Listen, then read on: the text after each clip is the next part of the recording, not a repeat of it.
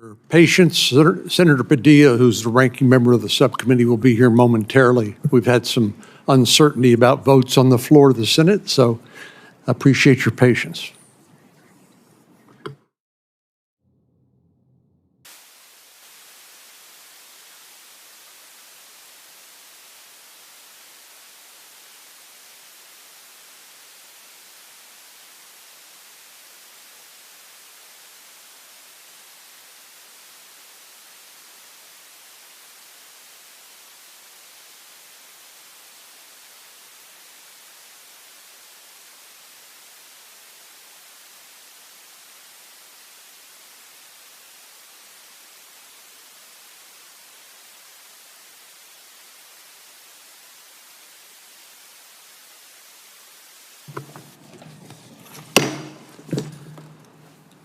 The Senate Subcommittee on Border Security and Immigration will come to order. The purpose of today's hearing is to examine the devastation that criminal aliens have caused in communities across the United States. In particular, we aim to show the American people how the realities on the ground are very different from the narrative peddled by the mainstream media. Rather than truthfully and honestly reporting the facts, media outlets have spread misinformation, allowing harmful, false rhetoric to dominate the airways. The result of these falsehoods is that radical far-left activists have taken to the street and targeted and demonized the very people who are charged with enforcing the law, laws that Congress has passed, and that would be ICE immigration enforcement officers. The first false narrative I want to address is a claim that illegal aliens are not criminals, but law-abiding individuals. Neither the Democrats nor the media are willing to tell the public the truth. That the moment an alien illegally enters the United States, they have committed a crime under the U.S. law to enter the U.S. legally. America is a country of laws, and we expect anyone who wishes to come to our country to obey those laws. Another false narrative peddled by the far left is that illegal aliens are not receiving due process when they are arrested by Immigration and Customs Enforcement.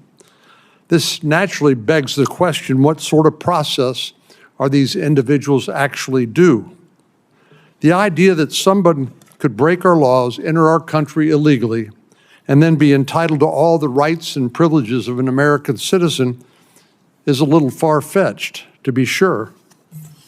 While the Fifth Amendment to the United States Constitution applies to all individuals within the United States, illegal aliens are not entitled to the same level of due process as American citizens. The fact of the matter is that by the time any alien has received an order of removal, they have had all the due process they are owed under the law. Most aliens with final orders of removal have been in the immigration system for almost a decade. Many have had the opportunity to have their day in court, the very essence of due process, but they neglected to show up. Another false narrative is that ICE is not targeting the worst of the worst criminals. But the fact of the matter is that as we speak, there are 291,141 criminal aliens in the United States today who have final orders of removal. Just this morning in the Senate Judiciary Committee, a comment was made that ICE is targeting gardeners. Well, 291,141 criminal aliens who are under final orders of removal are still in the United States. For this fiscal year alone, 213,279 criminal aliens with final orders of removal already have convictions, while 78,546 have pending criminal charges. Even more disturbing is the fact that 282,194 of these criminal aliens are still roaming free and not in ICE custody yet. There are many criminal aliens in the United States continuing to commit heinous crimes, even to this day. Some of these criminals are part of transnational criminal networks and organized gangs. All you need to do is look at the posters in this room to see some of the worst criminals ICE has apprehended recently: murderers, rapists, pedophiles, and sex traffickers. One of our witnesses here today, Sheriff Roy Boyd, can attest to the types of crimes he sees, even in Goliad, the Texas county with a population of less than 8,000. The Friday before the July the 4th weekend, Sheriff Boyd's officers arrested a 29-year-old Iranian national who entered the United States illegally, not once, but twice. The first time this criminal committed a violent aggravated felony in Indiana, and while he was charged for the crime, he received a suspended sentence in exchange for his removal from the United States. But his crime spree did not end there. Despite being deported, he returned to the United States again, illegally. And what did he do when he came back? He murdered a man in Galveston, Texas, a murder that was caught on video. Thankfully, he was arrested less than 12 hours later with the murder weapon still in his possession. This crime should never have happened. I want to remind my colleagues on the other side of the aisle that there was a time in the not-so-distant past when they agreed that criminal aliens should be deported. But it seems like amnesia has set in, especially because we now happen to have a president in office who's restored the rule of law and now requires enforcement of existing laws. Recall the deporter-in-chief?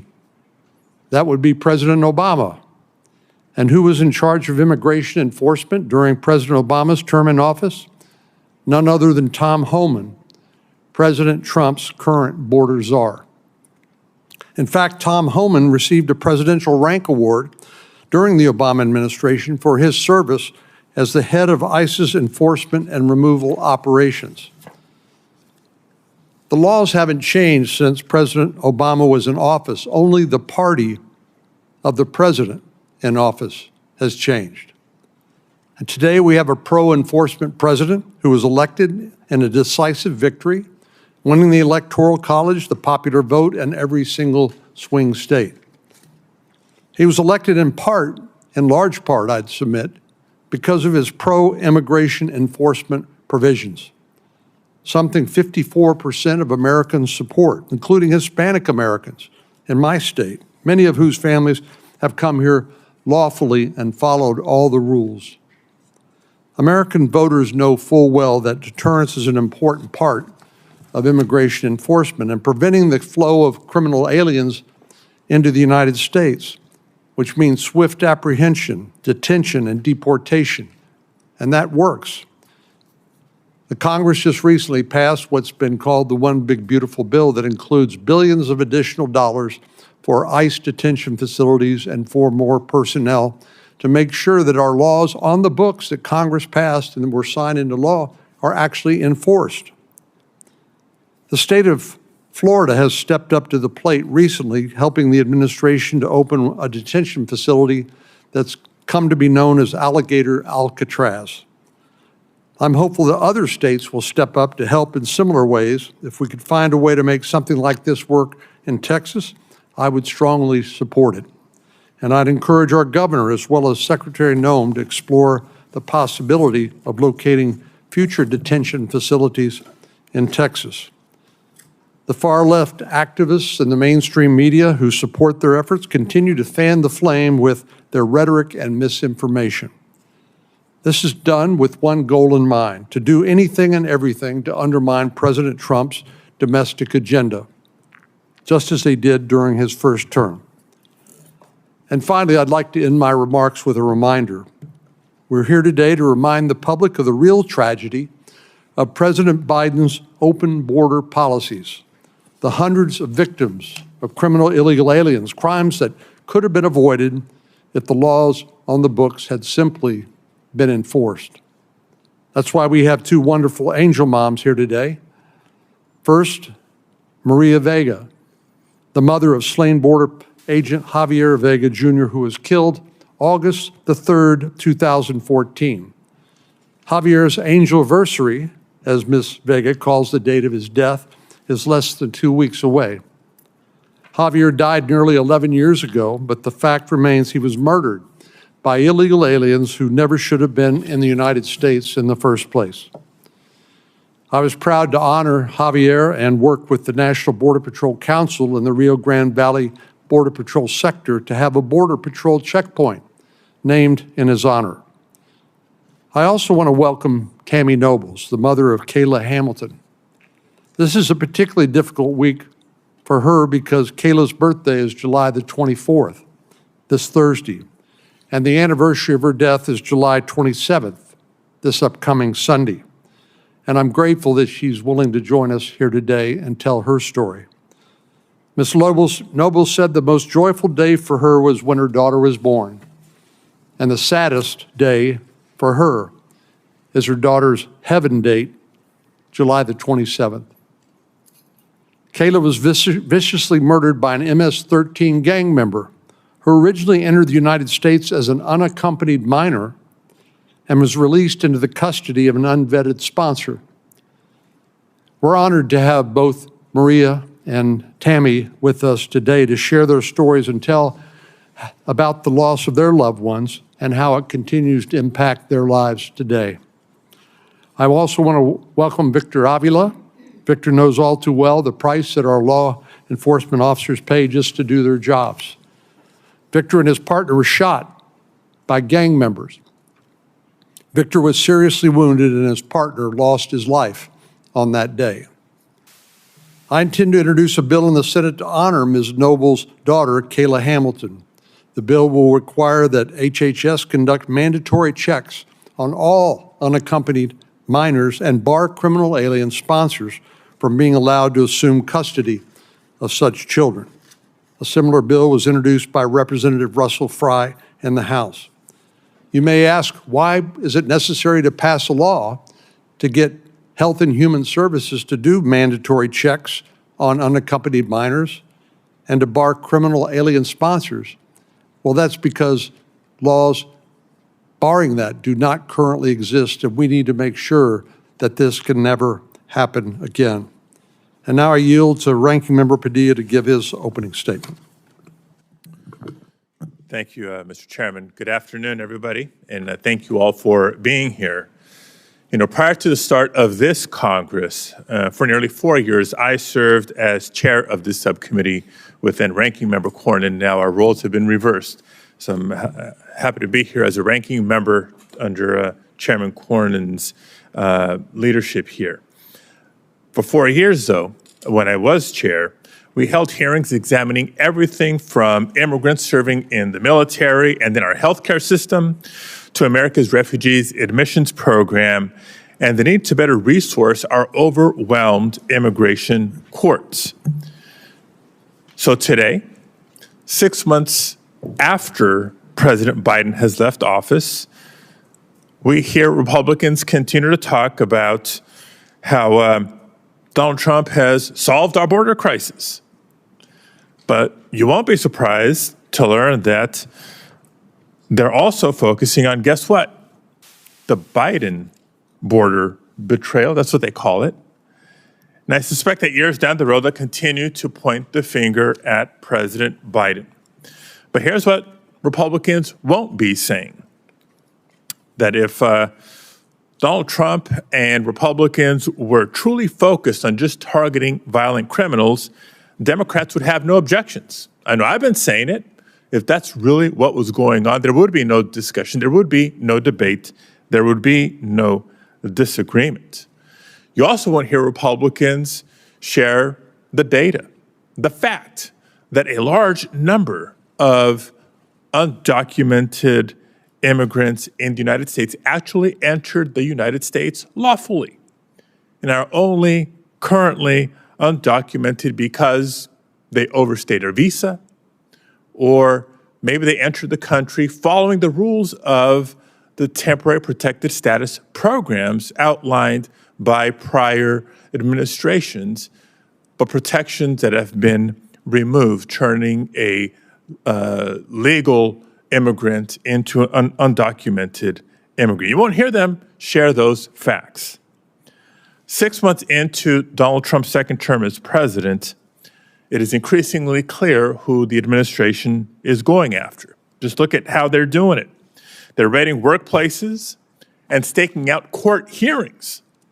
They're going after farmers and farm workers, students and families and business owners, many of whom, other than being undocumented, do not have any violent criminal record, and men who have been living here, contributing to the success of their communities and the country for years and years, if not decades.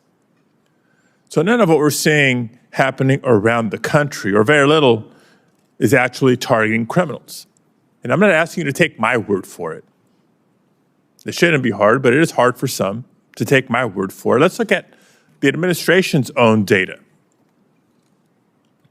Less than 10% of immigrants who ICE has taken into custody have serious criminal convictions. Less than 10%. Again, don't just take my word for it. This is administration's data. In fact, compared to the first Trump administration, these Donald Trump and Stephen Miller quotas have led to a 500% increase in the number of arrests of non-citizens without criminal records. And as a federal judge ruled less than 2 weeks ago, there is, quote, a mountain of evidence, end quote, showing federal agents are illegally profiling and arresting people based on their race, accents, or work. So no, let's not pretend that this is only about cracking down on violent criminals. This is increasingly about sending armored vehicles and agents and tactical gear into communities to intimidate and sow fear, not to protect. Should also at some point ask the questions about where the resources are being redirected from to escalate the immigration enforcement activities. Because the fact of the matter is, whether they're being diverted elsewhere within the Department of Homeland Security, from the Department of Defense, the Department of Justice, they're being taken away from other critical missions that are critical to our nation's security. Not just white-collar crime, we can have a whole session just about that. How about fentanyl task forces that are now being under-resourced because of these ill-conceived strategies? Now, all this is not just morally wrong. It's also bad for our economy. The people being targeted are often the people who are harvesting our fruit and vegetables, who work in meatpacking plants or in the service industry. The very same group of people who just a few years ago, at the outset of the COVID pandemic, Donald Trump declared essential. And the fact of the matter is, Donald Trump has simply gone too far, and the public is starting to turn against him. A Gallup poll published on July 11th, just a couple of weeks ago, showed a dramatic swing in public opinion, in public awareness and understanding is how it should read. In just the last year, the percent of Americans who think immigration is, quote, a good thing for the country has jumped 15 points to a record high 79%. At the same time, Americans who want to see immigration decreased dropped from 55 to 30%. Americans across the country are rejecting the cruel and indiscriminate treatment of the neighbors they've known for decades. Yet earlier this month, Republicans in Congress rubber-stamped more than $150 billion to fund this administration's disastrous enforcement agenda. $150 billion, not to help hire additional asylum officers that we so desperately need to process the cases and meet the demand on our system, not $150 billion to ensure that unaccompanied children, for example, some as young as 2 or 3 years old, have legal counsel as they face a judge on their own, with their own future on the line, and not $150 billion to hire additional immigration judges even as more and more people are detained and the administration is firing immigration judges at alarming rates. Instead, this is additional taxpayer dollars to ramp up the mass deportation raids that have been so poorly executed. They are sweeping up United States citizens, including veterans. And so I do ask, why are we here? What more do you want? It's clear why we're here today. We're here because Donald Trump is scapegoating immigrants. It's always been his outlet. It's long been his way to distract from a massively unpopular agenda, like making the largest cuts to Medicaid in history in order to pay for tax cuts for the rich, and to make ICE's budget larger than the budget of the FBI, the ATF, the DEA, the U.S. Marshal Service, and the Bureau of Prisons combined.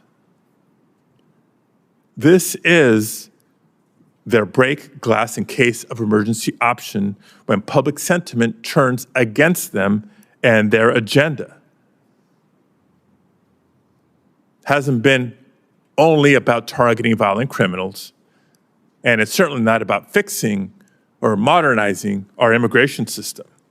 So Democrats are glad to be here today to help set the record straight. My message to the Trump administration is this: the numbers don't back you up. The heartbreaking stories we hear on a daily basis do not back you up. And the American public doesn't back you up. So I urge this subcommittee and the committee as a whole to please, let's get back to the real work of reforming our immigration system. And with that, Mr. Chair, if I can introduce the minority witnesses. Let me please ask all of the witnesses to stand, and I'll administer the oath. And we'll do the introductions. If you raise your right hand or repeat after me, do you swear to tell the truth, the whole truth, and nothing but the truth, so help you God? Let the record reflect the witnesses have all answered in the affirmative. Please be seated.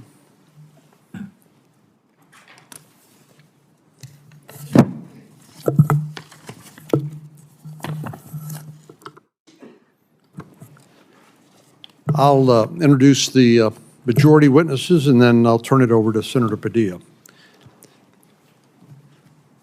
Tammy Nobles, as you've heard, is the mother of Kayla Hamilton, who was murdered by Walter Javier Martinez, an illegal alien gang member who entered the United States as an unaccompanied alien child from El Salvador.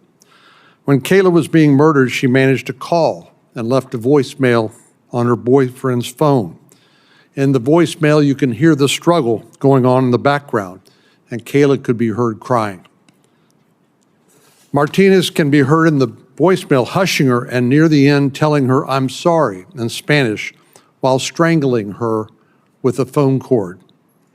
After Kayla was dead, Martinez tied her up and sexually assaulted her. Kayla fought for her life that day. She had bruises up and down her arms, her fingers and left side of her face, her back, and down her leg, and deep wounds to her neck from the cord. Victor Avila is a retired ICE Homeland Security Investigation Supervisory Special Agent. As an HSI Special Agent, Victor served on the border and is an accredited diplomat to Mexico, Spain, and Portugal. He advised those governments on complex and wide-ranging criminal investigations, including narcotics trafficking, arms trafficking, human trafficking, financial violations, commercial fraud, and counterterrorism. While he was on official assignment to Mexico, Victor suffered multiple gunshot wounds and survived a violent ambush by the Mexican Los Zetas cartel, where Special Agent Jaime Zapata tragically lost his life in the line of duty. Maria Vega is the mother of former U.S. Marine and Border Patrol Agent Javier Vega, Jr.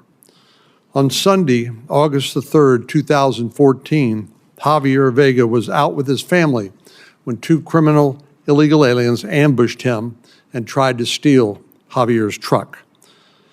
The two aliens jumped out of the stolen vehicle they were driving and without hesitation or warning began shooting at Javier and his family. The illegal aliens shot Javier in the back and his father in the chest in front of his minor children.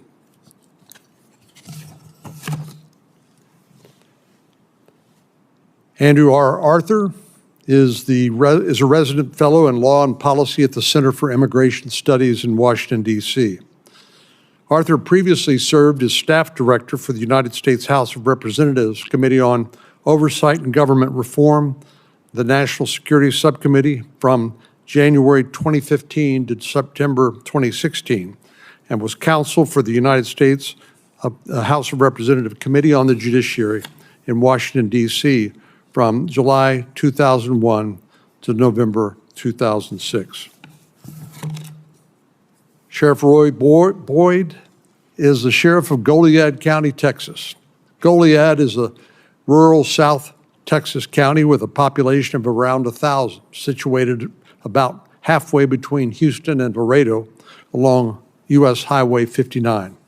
Sheriff Boyd has been a police officer for 31 years and retired from the Victoria Police Department and the Victoria County Sheriff's Office prior to becoming sheriff of Goliad County.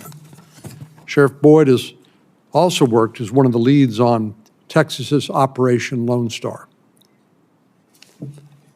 Senator Padilla. Thank you, Mr. Chairman. Before introducing the minority witnesses, I do want to take a moment to express my sympathies with Mrs. Vega and Mr. Nobles for your loss. And on behalf of all my Democratic colleagues, I also reiterate that we denounce violence, particularly violence against law enforcement. So I just want to make sure we are clear where we stand on this side of the aisle. First, I'd like to introduce Alejandro Barranco. Alejandro is a Marine veteran from Orange, California, an older brother to two active duty Marines and son to Narciso Barranco. Alejandro's father, Narciso, is an immigrant from Mexico who has lived in the United States for more than 30 years and has never committed a crime in the United States. Today, Alejandro will testify about the violent and outrageous treatment his father experienced at the hands of Border Patrol agents and the betrayal that he feels as a veteran who proudly served his country. Thank you for being here. Next, I'd like to introduce Deborah Fleischaker. Ms. Fleischaker has served in several career and political roles at the Department of Homeland Security, as well as ICE, including as ICE's acting chief of staff. Ms. Fleischaker has also served as ICE's Assistant Director for Regulatory Affairs and Policy and as DHS's Executive Secretary and acting DHS Chief Privacy and Chief FOIA Officer. Ms. Fleischaker will lean on her extensive experience and understanding of both DHS and ICE operations in her testimony today. Thank you. And finally, I'd like to introduce retired police commander Dr. Giovanni Velis. Dr. Velis served with the Minneapolis Police Department for over 30 years before retiring in 2023.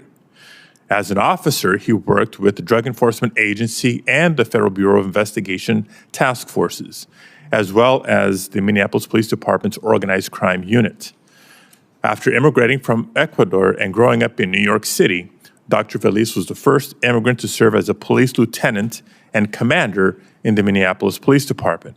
He will testify about the importance of building bridges between law enforcement and immigrant communities from his professional and academic perspectives. Thank you to all of the witnesses for being here today. Thank you, Mr. Chair. I know we're anticipating the attendance of Chairman Grassley here momentarily, but in the meantime, we'll hear opening statements from the witnesses. And Mr. Avila, can we start with you? And if you'll please keep your statement to 5 minutes, and then we'll get through everybody, and then we can come back and ask some questions, have more of a discussion. Good afternoon, Chairman. Thank you so much for the invitation to be here today. Good afternoon, Senator Padilla. Good afternoon to the panel members. My name is Victor Avila. I'm a retired ICE Homeland Security Investigations Supervisory Special Agent. HSI is responsible for investigating crimes involving immigration, trade, customs, and border security that threaten the security of the American homeland. While serving with HSI, I personally led criminal investigations of human traffickers, drug smugglers, and violent criminals, many of whom were criminal illegal aliens. During my tenure as a federal officer, I served under 3 different administrations, and as an HSI special agent, I served on the border, born and raised in El Paso, Texas, and also, like you mentioned, as an accredited diplomat in Mexico, Spain, and Portugal. I advise these governments on complex and wide-ranging criminal investigations, including narcotics trafficking, armed trafficking, human trafficking, financial violations, commercial fraud, and counterterrorism. You mentioned this, Senator, while on official assignment in Mexico, I suffered 3 gunshot wounds and survived by the grace of God after a violent ambush by Los Zetas cartel, where my partner, Special Agent Jaime Zapata, tragically lost his life in the line of duty. I have witnessed what a human being is capable to do to another, especially a child. As a subject matter expert in human trafficking investigations and victims identification, I tragically have seen things that I will not ever be able to take away from my head. I describe it as pure evil. Drug trafficking, human smuggling are just a few crimes that illegal aliens are involved with. I have experienced the violence and the imminent threat that we face from not just the illegal aliens, many of who are associated with Mexican cartels. What is happening today with our ICE officers and agents is unprecedented. The doxing of our men and women of ICE and accusing them of kidnapping when it's a lawful arrest or disappearing people simply must stop. They are upholding their oath and performing the scope of their duties. Vilifying officers because some people disagree with the enforcement of the law or because it contradicts their ideology is just not acceptable. Thousands of police officers arrest people every single day, and that officer is not singled out for doing their job. Why, then, are ICE officers being targeted? This, I believe, is a politically driven issue. How do we get here? The Biden administration opened the border utilizing illegal policy like the CBP One app and exploiting our asylum criteria and parole systems. The Biden administration was very successful in limiting the budget for ICE. They were successful at bringing the morale down in law enforcement, especially Border Patrol.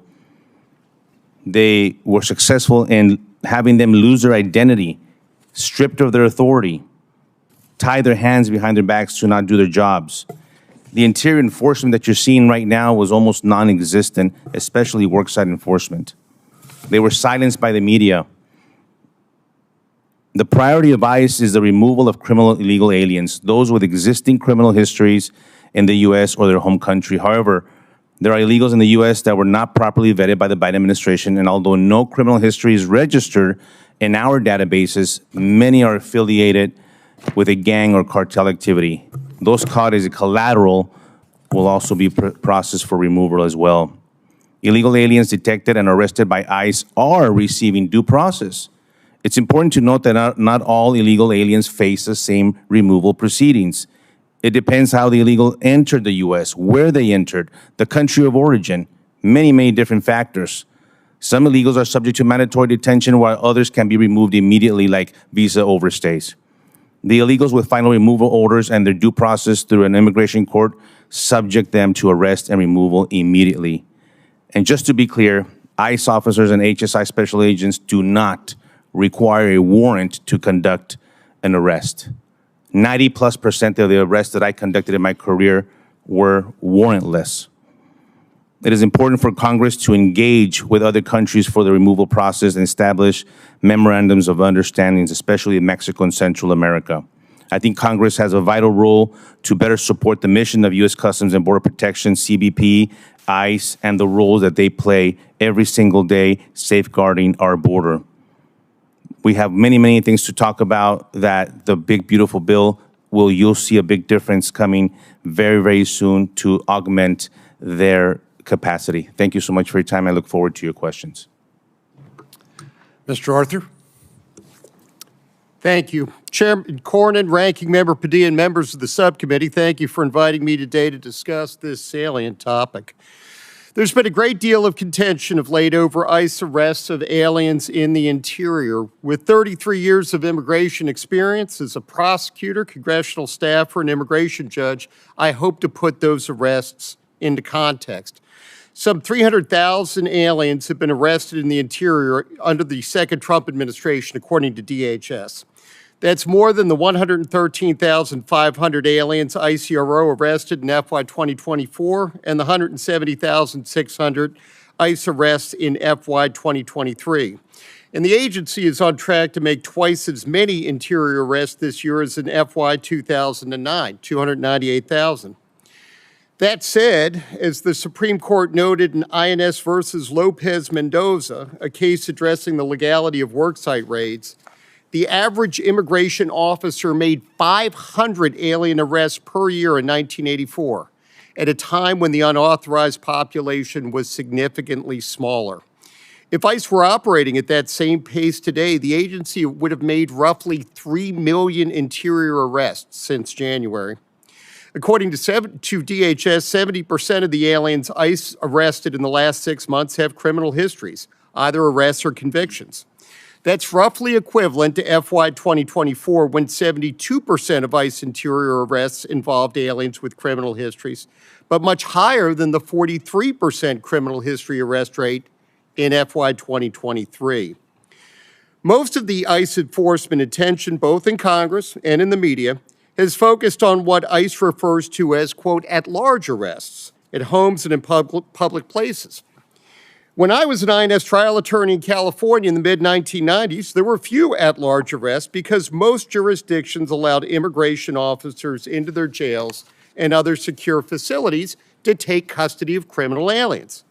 As the New York City Criminal Justice Coordinator told the House Judiciary Committee at a hearing I staffed in February 2003, the NYPD cooperated, quote, with federal authorities in investigating and apprehending aliens suspected of criminal activity, close quote. As I note in my written testimony, that cooperation degraded in the mid-2010s as jurisdictions began implementing, quote, sanctuary policies, close quote, to impede ICE enforcement. Sanctuary policies only protect criminals, and if they were to end, ICE would likely be too busy processing criminals in local jails to perform any at-large arrests. Because alienage isn't a critical factor in most state and local arrests and prosecutions, there's no way to know what percentage of the undocumented have criminal records. But what is known is that 100% of criminal aliens do have criminal records, and the recidivism rate is high. A 2011 GAO study found that criminal aliens had, on average, 7 separate arrests apiece. As most of those criminal aliens live in and prey on immigrant communities, other immigrants are the ones harmed the most. Sanctuary policies also force ICE agents into the community to arrest criminal targets, where the threat of violent resistance is higher and where they often encounter other aliens here unlawfully, likely the key reason why the percentage of ICE arrests involving aliens with criminal histories isn't higher. Note also that all aliens, including criminals, are entitled to constitutional protections throughout the removal process, including due process law. The process due those aliens, as Mr. Avila just noted, differs from what the Constitution accords to criminal defendants and is often less than that accorded to U.S. citizens. The Due Process Clause applies to all persons in the United States, but the Supreme Court has held, quote, the nature of that protection may vary dependent upon an alien's status and circumstance. Finally, I'll note that I was a congressional staffer on 9/11. Congress responded to those attacks by tightening the vetting process for aliens coming lawfully to protect Americans from criminals and other security threats. The hard-earned lessons of September 11th were ignored over the last 4 years, as the last administration released millions of unvetted aliens into our communities, too many of whom have gone on to harm innocent victims here. We have the most generous legal immigration system in the world, but American voters will only continue to support those policies if they are safe from criminal threats and know the laws will be enforced. That's likely why 75% of respondents in the most recent Harvard-Harris poll supported the current administration's, quote, efforts to deport criminals who are here illegally, close quote. In closing, thank you again, and I look forward to your questions. Thank you, Mr. Arthur. Sheriff Boyd? Chairman Cornyn and members of the Senate Committee, thank you for having me here today. As you've stated, I'm the sheriff of Goliad County, Texas. We're a small rural county sheriff's office, about halfway between Houston and Laredo on Highway 59. So we're on a major corridor for legitimate and illegitimate products going to and from the border. I'll get straight to the point. The border Biden policy has had the most significant negative impact on the safety and security of our communities in South Texas in my 31 years of law enforcement. As an example, in Goliad County at the Sheriff's Office prior to 2021, the Goliad County Sheriff's Office averaged 77 arrests per year. From January 2021 to date, we've averaged 413 arrests per year. That's a significant increase. I looked in our records and found no records of smuggling of humans cases or engaging in organized criminal activity cases prior to January of 2021 for our law enforcement agency. From 2021 to 2025, the Goliad County Sheriff's Office arrested 96 people for smuggling of humans and 126 for engaging in organized criminal activity. These kind of activities have skyrocketed throughout Texas as a result of Biden's open border policy. On top of that, we've turned over 145 illegal aliens to Border Patrol for processing and possible deportation. But this policy has brought quite a few other things, including significant property damage. In South Texas, there have been thousands of events where smugglers have driven through fences and have caused much damage to private property, tearing down fences. There are multiple ranches in South Texas that have over $100,000 in fence damage per year as a result of this open border policy and the cartel incursions into South Texas. Many rural houses have been abandoned out of fear of the cartel smugglers going through. There's been a drastic increase in the auto theft of pickup trucks throughout South Texas, because what many people don't realize is that the smugglers are using stolen trucks. That takes tens of thousands of vehicles to get millions of people through South Texas every year. And those vehicles are stolen from Texans and used in this illicit trade. Trespassing on private property has become a commonplace to the point where many of the ranches have been abandoned, where people fear being on them. In Goliad County alone, even though we're 180 miles from the border, in 2021, we discovered 16 cartel stash sites in our county. Those are just the ones we found by going out and looking. We had what was described as the Department of Homeland Security as the largest inland cartel stash site ever discovered in the United States of America. But the property damage is just part of it. It's the physical and the psychological damage, and I will give you just a few examples starting in 2021. We have a lot of residents in rural South Texas with credible fear of the cartel smugglers coming through their property. In April of 2021, a traffic stop in Goliad County led to the arrest of Brisa Santana. What we found was Miss Santana had been recruited in a bar in Dallas by a gentleman from Mexico, and she had gone down to the border and picked up 3 girls who were all in their late teens, early 20s. And they were being told that they were being brought into the United States to be reunited with their family members who were already illegally here in the U.S. But our investigation revealed that Ms. Santana had fake Social Security cards in her underwear when we got her to jail, led to further questioning. And what that investigation revealed was those 3 young ladies were considered especials. They were never going to be reunited with their families here. They were being taken to Chinatown in Houston to be put in sex slavery, indentured servitude. As you already pointed out, earlier this month, we caught the murderer in our county. We've dealt with a lot of different violence as a result of the Biden's open border policy, but I will leave you with this. For anyone who does not believe that these things are happening, I'm going to leave you with a quote from a letter I found in a sex slave house from a raid I did in Rockport, Texas. The letter that I found there starts off with, "Dear daughter, in the USA, we sometimes have something called a slave boy or a slave girl. We call it an indentured servant." This letter goes on to articulate that it takes 5 to 13 years for these slaves to buy their freedom once they're brought into the United States of America. That is, unless they're sold to a new master before their debt is paid off. Thank you for your time, your consideration, and I will yield for any questions you have. Ms. Nobles? Thank you for having me here today and allowing me to speak. On July 27, 2022, I received the worst news that a parent can ever get, that my newly 20-year-old daughter, Kayla Hamilton, was found deceased with injuries consistent with a homicide. There are no words to describe the heart-wrenching, soul-crushing pain of losing your child so horrifically. Kayla was a happy and loving person. She loved life and God. She loved going to church and learning about Jesus and the Bible stories. She showed the world that being yourself was okay, and you didn't have to follow everyone else.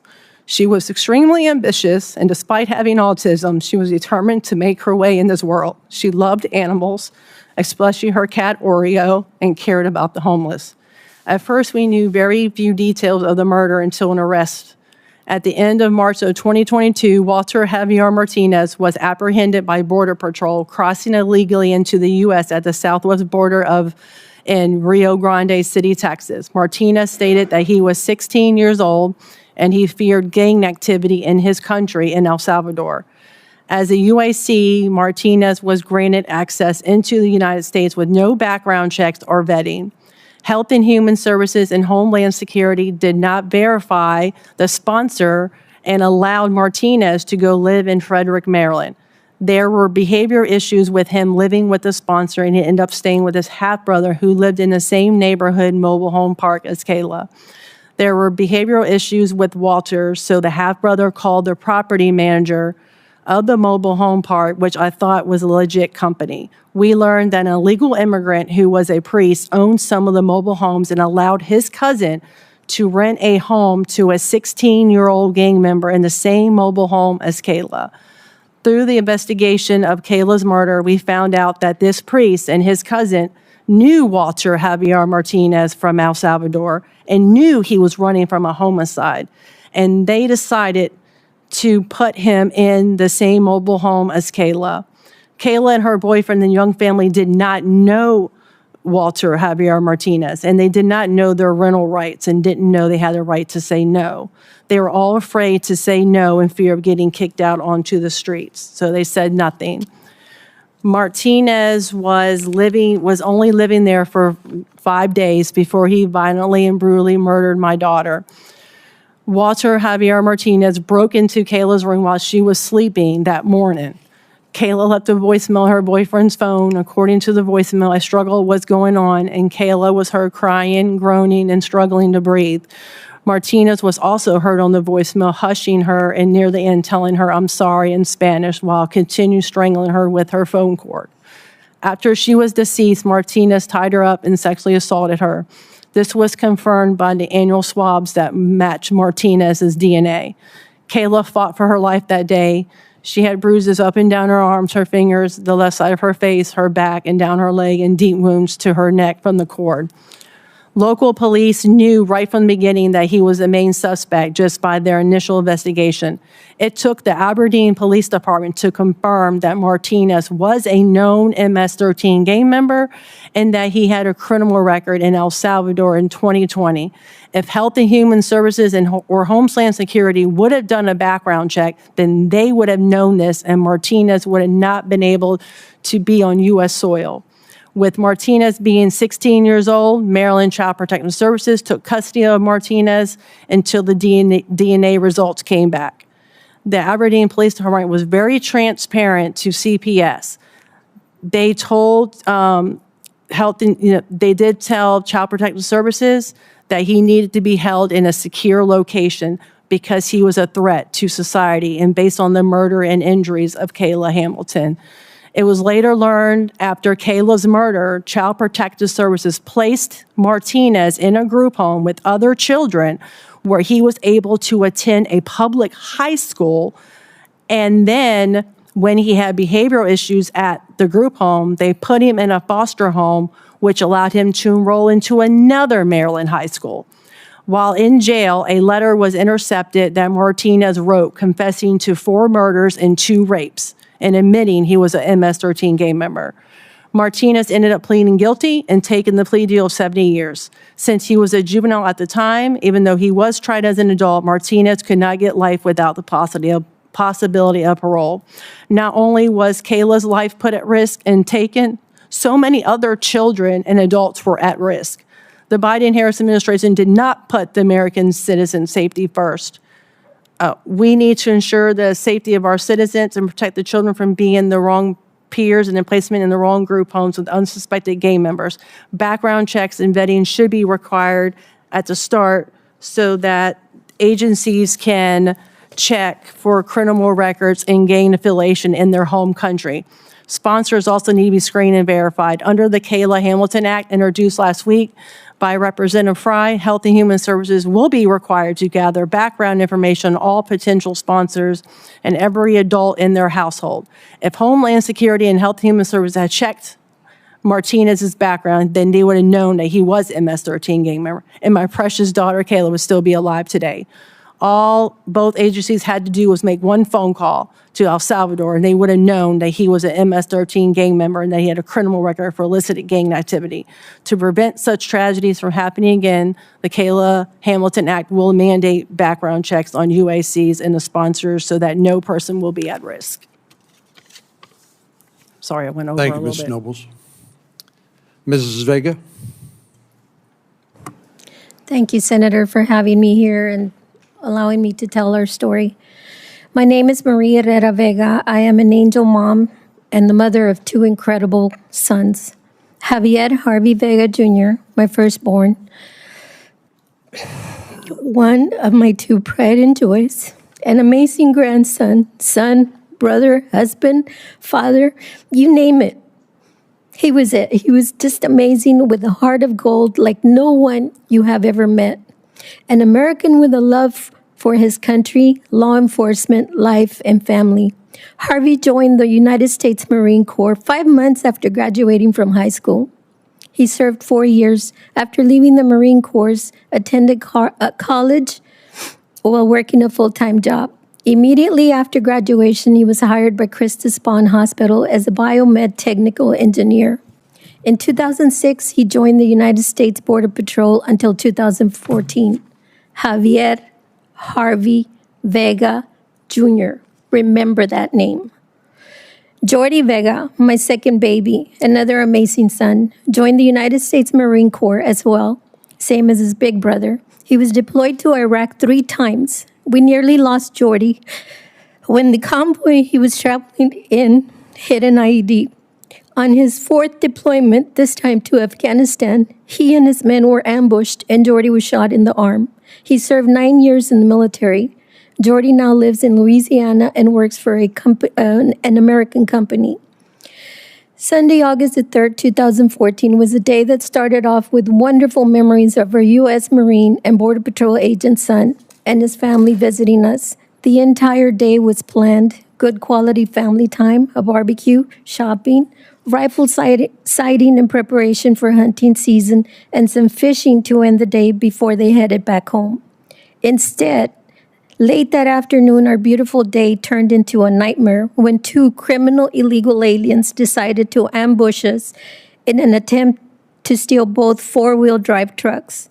The 2 illegals jumped out of the stolen vehicle they were driving, and without hesitation or a warning, they began shooting at us, without even asking us to hand over the keys. In the process, Harvey was shot in the chest. My husband, Javier, was shot in the back, and they continued shooting at the rest of us, which included me, my daughter-in-law, 2 grandsons, and their friend.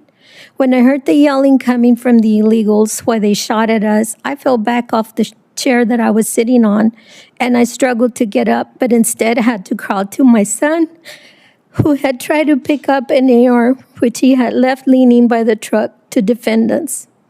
Do you know what it is like to see your son go down after being shot? Do you know what it is like to hear the gunshots, bullets whizzing past you? Do you know what it's like when your mind is trying to process everything, telling your grandchildren to duck, while thinking your son is on the ground with a bullet in his chest? Do you know what it's like to hear your son's last words to his father? Keep shooting, Dad. Keep shooting were his last words. That should never have happened. The illegals not only possessed a stolen vehicle, they also possessed guns that were stolen. They each had a long list of crimes, including holding a gun to a toddler's head if the family did not hand over the keys, their money, their phones, their vehicles. Who does this to a toddler? They had served time in county jail, been previously deported, fined $10 in order to self-deport again. These same illegals had robbed our friend Douglas Light on his very own ranch in La Feria, holding a gun to his grandson Paul's ribcage and threatening to shoot him if Doug did not hand over the keys to the truck. Doug did as he was told, and the illegals drove off with the truck, trailer, and the lawn equipment. Going back to the nightmare that we lived, had my husband and I not returned fire, the illegals would have killed everyone there, leaving no witnesses, and that's including my grandbabies. 5 days from today, it will be Harvey's 11th anniversary. 11 years is how long I have lived with survivor's guilt. 11 years is how much I have struggled to survive without my baby. 11 years I have lived with flashbacks during every waking moment. 11 years we have celebrated the boys' birthdays, graduations, weddings, starting new families, new careers, and amazing accomplishments without my baby. 11 years I have witnessed how his killing has impacted the community, our families, his work families, his childhood friends. I have seen the heartbreak in everyone's voice, hearts, and actions. Illegal aliens have impacted American lives in a very negative way. They have no regard for human life, as I witnessed firsthand. The illegals that killed Harvey also shot my husband in the back and shot at innocent children and women. My grandbabies and their friend were only 8 and 11 years old. Take a moment and imagine your child or grandchild witnessing this horror. How does that make you feel? Would you be okay with this? Had our immigration laws been enforced, our son would be here. Barack Obama failed me, my family, and our community, and our nation.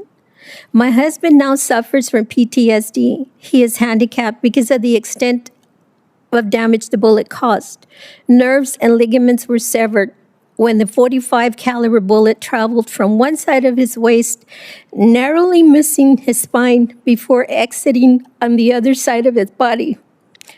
I want you to know that we do not have an issue with people coming to America legally. We do have immigration laws in place for a reason, and they need to be enforced. And as politicians, you need to allow those in charge to enforce these laws. We are not a lawless nation. I myself was not born in America. I am the daughter of an American-born father and a Mexican-born mother. However, my father did not smuggle or sneak us into this country. After marrying my mother, he stayed by her side in Mexico until he applied to move us back to his country. He waited patiently, filled out all the necessary documents, and paid all the fees. He never even asked for government assistance, making do with his pay as a farmer and carefully planning for times when the weather did not permit work. He taught me and my siblings to be God-fearing, hardworking, law-abiding citizens. My 2 older siblings and I are proud naturalized citizens, and my little brother is a U.S. citizen. La Feria, Texas, my little town's population is about 7,000. Our little community has lost 3 young lives to illegal alien crime. Noemi Dominguez, a 26-year-old teacher murdered by criminal illegal alien Angel Maturino Resendiz in 1999. Some of you might remember him as a railroad killer. He was a serial killer that murdered so many people throughout America. Javier Harvey Vega Jr., 36-year-old, father of 3 boys, a U.S. Marine and Border Patrol agent, murdered in cold blood in front of his family by Gustavo Tijerina Sandoval and Ismael Hernandez Vallejo in 2014. They both had a long list of crimes they committed throughout the Rio Grande Valley. If committing these crimes was their job, it doesn't seem to me like they were producing anything in the community. They were not contributing to the community. Maria Macias, a 37-year-old mother of 3 beautiful young daughters, killed in a car accident caused by illegal alien Bedelin Alegria in 2022, who instead of trying to render aid, fled from the scene of the accident. That's 3 young lives from my town. This is what family separation really looks like. Not one angel family will ever see our loved ones again. Their lives were taken by illegal aliens. Now that you know a mother that had to shoot back to defend and protect her family, do you still believe we should have open borders? Open borders have consequences, and you can see from what I have experienced, because of the crimes committed by illegals, the pain lives with us for the rest of our lives. You took an oath to uphold the Constitution and work for we the people. That means working with your fellow politicians, regardless of which side of the aisle you are on. You are supposed to work together representing us, ensuring that those coming in are obeying our immigration laws. They need to be properly vetted for not only for their safety, but yours and ours. Thank you, Senator. Thank you, Ms. Vega. Ms. Fleischaker? Chairman Cornyn, Ranking Member Padilla, thank you for the opportunity to Please testify. punch the, It's on. Can you hear me? Okay.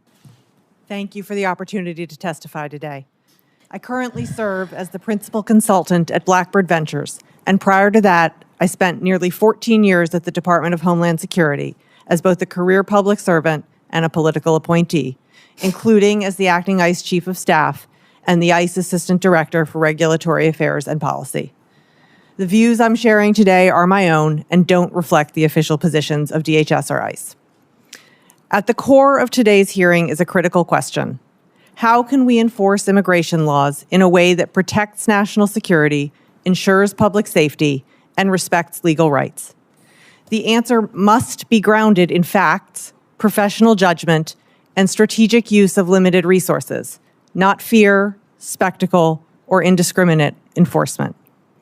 Unfortunately, the Trump administration's approach has strayed from these principles. Rather than focus on individuals who pose a real risk, like those with serious criminal convictions or recent unlawful entries, the administration has embraced a quota-driven model that prioritizes volume over safety.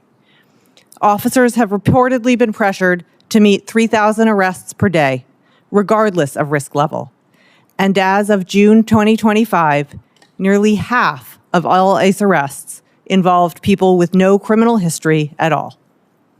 This isn't just unjust, it's ineffective. It diverts resources from genuine threats, floods the immigration courts and detention system, and lowers morale among career officers. It also erodes public safety. When we target low-risk individuals simply to boost numbers, we lose focus on serious threats like organized crime, child exploitation, and human trafficking. We've also seen a rollback of critical safeguards. ICE arrests at sensitive locations like schools, hospitals, and courthouses have surged. This deters crime victims from seeking help and punishes people for following the law and appearing in court. That makes everyone less safe. Enforcement tactics have become more aggressive and less accountable. Officers increasingly conduct operations wearing masks and without clearly identifying themselves. And the Trump administration has eliminated the ICE body-worn camera program and weakened key oversight offices. In a democracy, the public has a right to know who's exercising government power and under what authority. In short, what we need is not broader enforcement, we need smarter enforcement. Enforcement that is targeted, lawful, transparent, and focused on protecting communities, not padding arrest statistics. And we can't ignore the toll this approach takes on law enforcement officers themselves. When professionals are asked to meet daily quotas, arrest quotas, it undermines their sense of mission and integrity. Being told to prioritize administrative arrests of low-risk individuals over pursuing serious threats corrodes morale and creates a culture of frustration and burnout. This isn't sustainable, and it's not what public safety demands. We also must remember that how we enforce our immigration laws sends a powerful message. Are we using our laws to instill fear and divide? Or are we using them to reflect our values of safety, fairness, and accountability?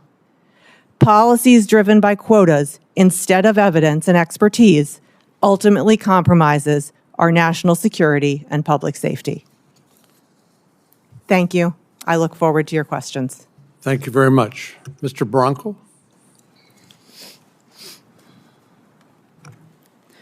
Good afternoon, Chairman Corman, Ranking Member Padilla, and members of the subcommittee.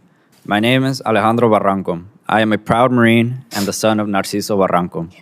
My father was violently attacked and detained on Saturday, June 21st, 2025, in Santa Ana, California, while working a job he has held since the 1990s. He was surrounded by masked men who did not identify themselves, never presented any type of warrant. Terrified, he ran. They chased him, pointing a gun at him, pepper sprayed him, and eventually tackled him to the ground and kicked him. After he was handcuffed, these men held him down while another beat him repeatedly in the neck and head area.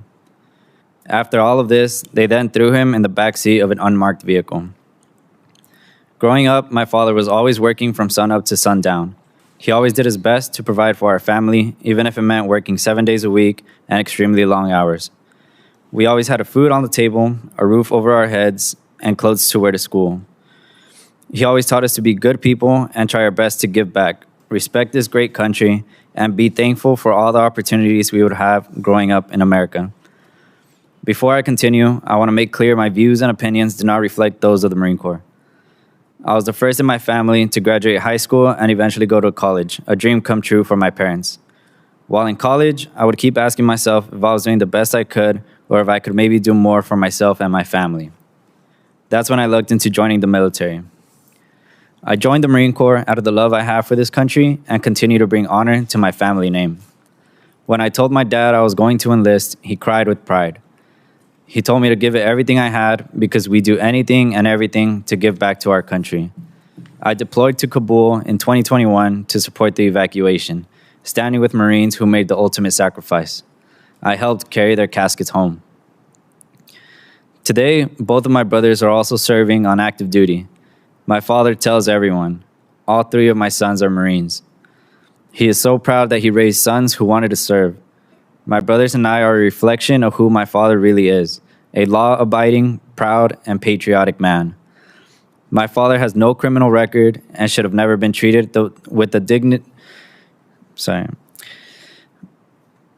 My father has no criminal record and should have never been attacked by these people. My dad is a human being, but he was not treated with the dignity he deserved. He has always made sure to do his best in giving back and supporting this country just like we all do. That is who he is. That is who our country punched, threw in detention, and is trying to deport. What I saw in the video of that day broke my heart. Since my father was detained, it has been a nightmare for my family. He was held in a cage with 70 to 100 other people, 1 toilet, no shower, no change of clothes. People were in work uniforms because they were literally taken while trying to do their jobs, supporting their families and community. When he went to another facility, Adelanto, conditions were still grim. He went 14 hours without water. The plumbing failed. Dirty blankets made people sick. When he finally got a hearing, the government attorney arrived unprepared. If we didn't have a lawyer, we wouldn't have even known he had a court date. My father was eventually granted bond and came home, but the trauma that day and the brokenness of this system remains in our hearts. My father is an outstanding member of the community and should have never been attacked the way he was. These people had no warrant for him and had no reason to chase and beat him. He was working his job, which he has had over 30 years.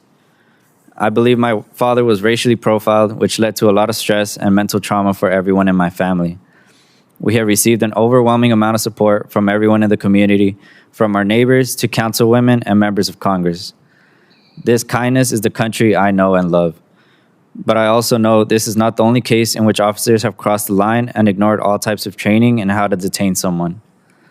I do believe that the vast majority of the undocumented people in this country are here to work and support the country as well as raising children like my brothers and me.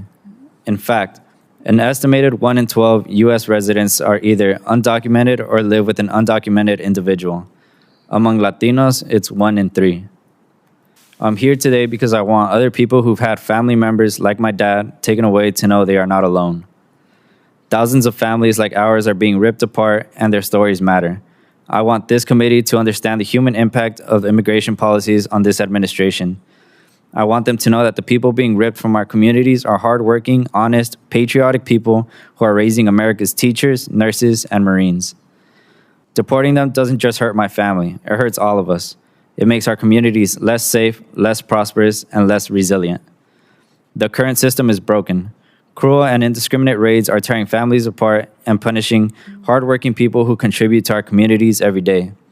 My father, like so many others, deserves a fair chance to stay in the country he calls home. This country is better because of people like my dad. It is time our policies reflected that. Thank you. Dr. Veliz? Chairman Corlin, Ranking Member Padilla, and members of the subcommittee, good afternoon. My name is Giovanni Veliz, and it is my honor and duty to be before this committee to provide testimony on community policing and safer communities for all. I'm a retired police commander with over 30 years of law enforcement. I have served in various critical roles and task forces in the United States Drug Enforcement Task Force, the Federal Bureau of Investigations, and police commander of the Special Crimes Investigations Division, and more. My years of experience have shown me time and time again that reducing crime in partnership with communities reflects years of sustained engagement, trust building, and open communications. This supports both effective public safety and the safety of honorable sworn police officers who have taken the oath to protect communities with due process and dignity. My testimony today reflects my personal views and experience and does not reflect the official positions of the Minneapolis Police Department. As a patrol officer, I recognize the profound value of community relationships. By actively engaging community members and local business owners and attending countless meetings, I gain insight into the community's needs and concerns. I was privileged to be welcomed by immigrant families and community leaders into their spaces, where I listened to the stories of dangerous journey into the United States, stories of hardship, resilience, and a yearning for safety and opportunity. This family often expressed fear of crime and reluctance to contact law enforcement. These fears have been shaped by past experiences with abuse or unjust justice systems. I learned much from these encounters, and they compel me to reflect on the value of providing voice to the voiceless and treating every individual with dignity and respect. In the response for the call for stronger relationships with the immigrant community, I led initiatives in partnership with the community stakeholders, including the creation of a multicultural advisory committee and the development of educational workshops.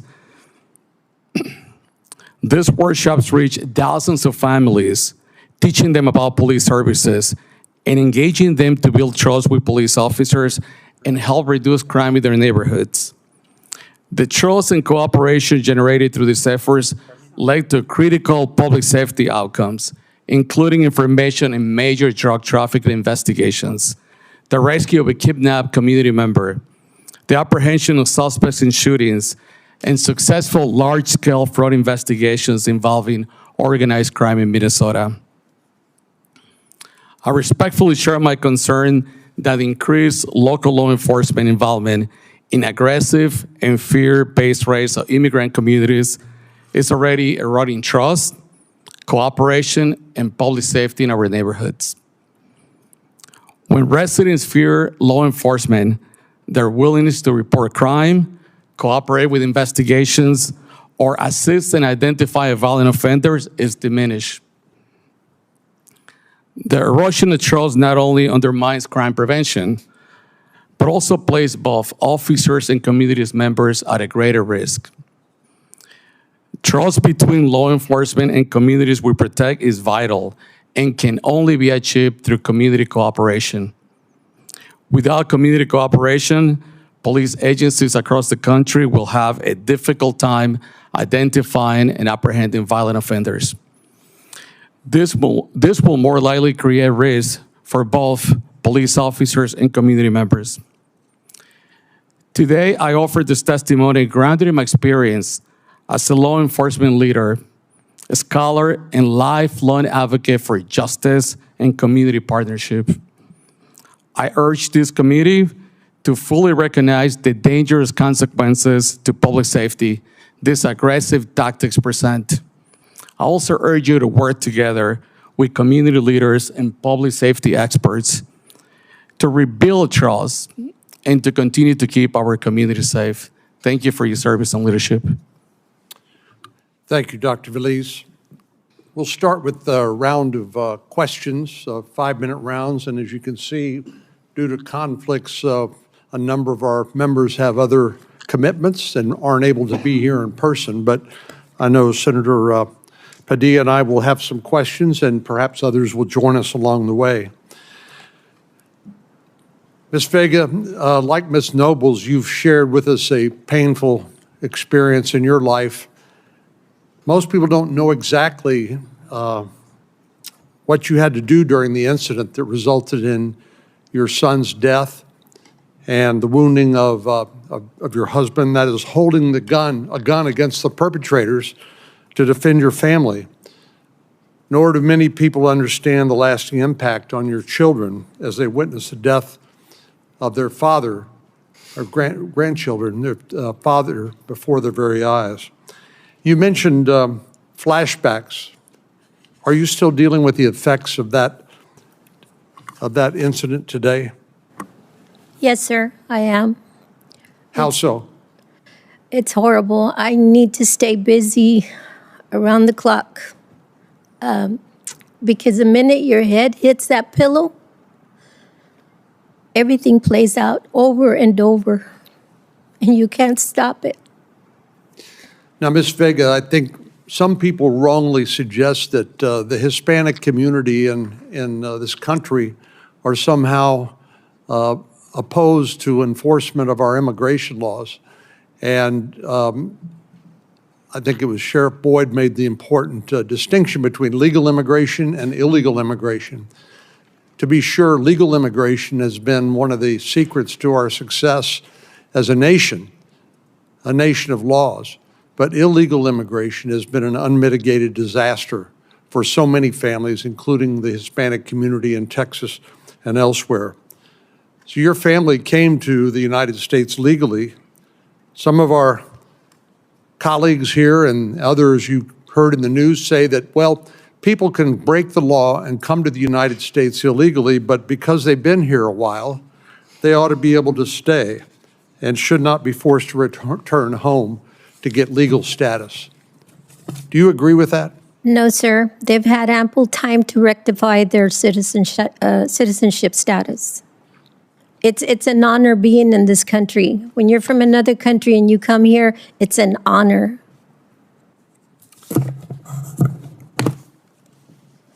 Ms. Nobles, what are some of the worst things reported in the news about your daughter's death that you want corrected for the record? A lot of it is they confuse the terms, immigration and illegal immigrants. We're talking about illegal immigrants who have broke the law. Kayla did not live with Walter Martinez. He was put there without their saying in anything.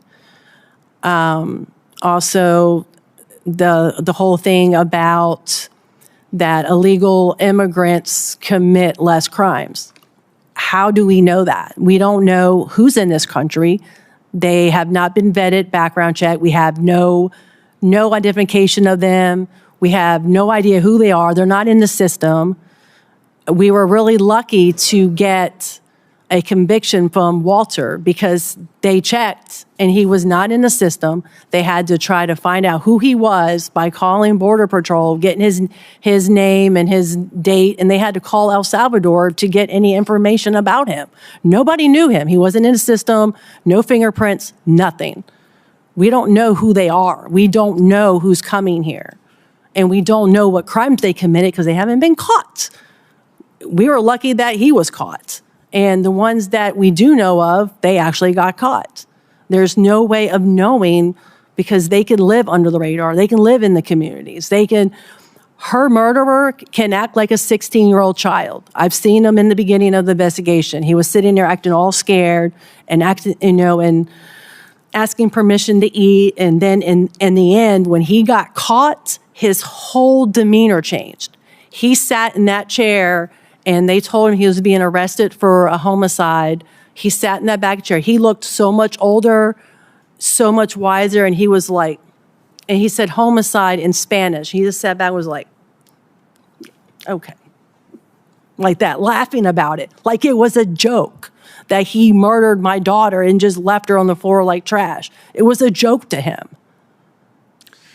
Sheriff Boyd, it seems like during the 4 years of the Biden administration, the U.S. government outsourced its immigration policy to transnational criminal organizations, otherwise known as cartels. And as part of Operation Lone Star, that task force, I know you have tracked the human smuggling flowchart and also the flowchart of cartel drug operations.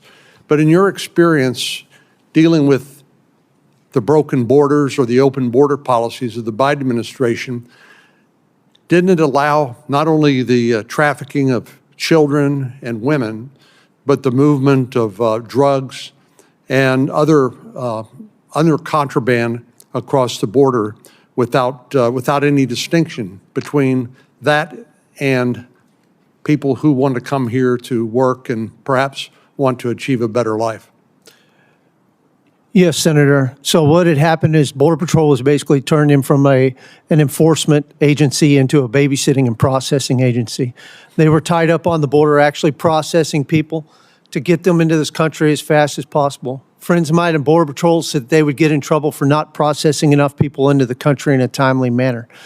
And what that did was that left our borders wide open for people to come through and to bring stuff through. But I will tell you that during that time period, slave trade outpaced narcotics as far as the revenue that the government was aware of that the cartels made. And so that's one of the problems that we're seeing now is this was not an immigration issue. This was a slave trade issue. These people were brought here by the cartels because we ceded our authority of the border from the U.S. government to the cartels. And they brought those people here and put them into indentured servitude, and I've seen that firsthand. We have imported millions upon millions of people. We have put them in a peon class, and they are now trying to pay off their debts to their masters. They are beholden to workplaces, whether it be in a farm, whether it be in a kitchen, whether it be at the hotel, or whether it be unloading 18-wheeler loads of dope or moving different product or killing people. They are beholden to the cartels to do whatever it is they are told to do by the cartels and their affiliate organizations. And that's a direct result of the last 4 years. And Sheriff, is it your experience that the only thing or maybe the main thing that the cartels care about is money? That is absolutely it. And I will touch on one thing that Senator Padilla mentioned about people working in the fields. I don't know if y'all have ever sat down face-to-face with a Sicario in a small room, but I've done it on multiple occasions. Those individuals didn't just kill people for a living. They also worked out in the fields. They were welders' helpers. They worked on pipelines. They had regular jobs during the day, and they killed people on their time off for the cartels. So just because somebody works at the local farm or works in some industry doesn't mean they don't have the capacity to do evil and do those things. And so that we need to understand. And finally, you were part of Operation Lone Star Task Force, and I believe you've supplied us with a couple of charts here. One, a human smuggling flow chart, and one, a simplified flow chart of cartel drug operations. Is that correct? That is correct. And those are based off of our experiences of conducting investigations. These will, with Without objection, these will be made part of the record. Senator Padilla? Thank you, Mr. Chair. One of the first things I want to clarify, something I keep hearing, not just during this hearing, but for months and months now from the Trump administration, is that they're going after the worst of the worst. That's the soundbite, that's the rhetoric. And their aggressive show of force is accomplishing the goal. At least that's their claim. The way they present it, the way they talk about President Biden's administration and prior Democratic administrations is like it was never a priority for Democratic administrations to go after criminals, and that Democrats and Democratic administrations just didn't care about the presence of dangerous people in our communities. It's simply not true. So I want to help set the record straight. And again, if you can't take my word for it, let's turn to an expert. Ms. Fleischhaker, you were in ICE leadership. In your view, in your experience, did the Biden administration ever restrain ICE from pursuing serious criminals? Part B to that question, only because one of the other witnesses implied that the Biden administration was restraining ICE either by policy or by resources from doing its job. True or false? Can you expand on both of those, please? We absolutely did not stop ICE agents from enforcing the law and going after public safety threats. In fact, we encouraged them to do so. We very much want to find and arrest public safety threats in the community. Well, thank you for that. And anybody on this side of the dais who's familiar with the appropriations process in Congress, particularly in the Senate, given the filibuster rules, knows that spending plans are adopted on a bipartisan basis. On a bipartisan basis, so we can discuss and debate the need for additional investments in not just enforcement, but as I mentioned previously, immigration judges, hearing officers, et cetera. In fact, not too long ago, there was a bipartisan proposal on the table to significantly ramp up the budgets for those agencies, and Republicans walked away from that deal. That's a fact. Second area I want to tackle is in the area of indiscriminate enforcement. Just by show of hands, by the way, raise your hand if you think all immigrants are criminals. Let the record reflect, none of the witnesses raised. All immigrants are criminals? Not all immigrants. I'm very precise in my question. Very precise in my question. Repeat your question. Raise your hand if you believe all immigrants are criminals. Talking about illegal immigrants, or are you talking about regular immigrants? Exactly. Microphone.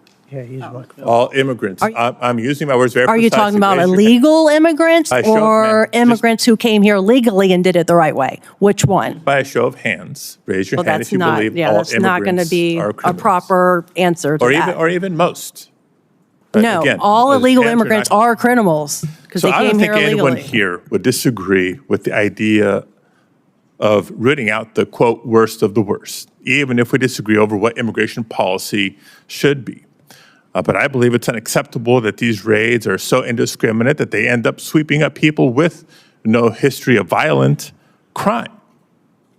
Hardworking people trying to give their children a better life, like Alejandro's father, Narciso.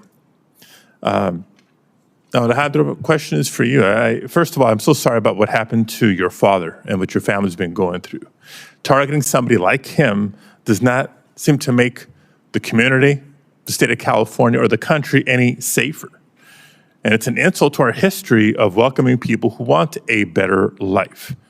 Now, I agree, we need to modernize our immigration system to make it more strategic, more effective. Is there anything else that you would like to share about the cruelty with which your father was treated or which your family's gone through? I think that the way they treated him and the way they handled that situation was very unprofessional. It showed men who were not trained. It doesn't seem like it. They were running with fingers. They were running with guns in their hand with fingers on the trigger, pointing it at civilian vehicles. And honestly, I don't think that's for the best of public safety. And I believe that they should have better training and go out and chase after the real criminals. Well, I couldn't agree more. And the more resources, personnel, funding, and otherwise that's directed at, again, just broad-based enforcement is less focus, less prioritization of those violent criminals that we know are out there, the administration knows are out there, but they're not the clear priority or focus. If I may, Mr. Chairman, just one more question in this round. We know that the massive show of force by the Department of Homeland Security has scared people across communities, not just in Los Angeles, not just throughout my home state of California, but other parts of the country, to the point that we're now seeing people hesitate to go to work, hesitate to patronize stores, and to visit public spaces, even go to church. So I'm deeply concerned that this fear will also deter people from reporting crimes like domestic violence, sexual assault, robbery, etc. Dr. Velez, you have 3 decades of experience encouraging community members to come out of the shadows and trust you and your officers to report crime, to engage in law enforcement, to improve public safety. You spoke to this a little bit during your opening statement, but can you describe the impact of these indiscriminate raids on the types of relationships that you trained your officers to build with immigrant communities? Thank you, Senator Padilla, for the question. So under my leadership, Senator Padilla, we spent days, years, weeks. I spent 30 years building trust. Trust is the fulcrum to crime reduction, to the safety of community members, to the safety of police officers. This is an ongoing daily through every single interactions. When the community have the perception that we're involved in immigration enforcement, they are not going to come forward and report crimes. They're not going to come forward and access police services. Thus, what's going to happen is that will increase the percentage for this immigrant communities to be re-victimized by violent offenders. And once again, that will put greater risk for police officers. Community members are the ones who are home in their community 24/7. They are our eyes and ears when we respond and we try to reduce crime. Thank you, Mr. Chair. I have additional questions. I'll wait for the next round. Senator Moody. Thank you, Mr. Chair.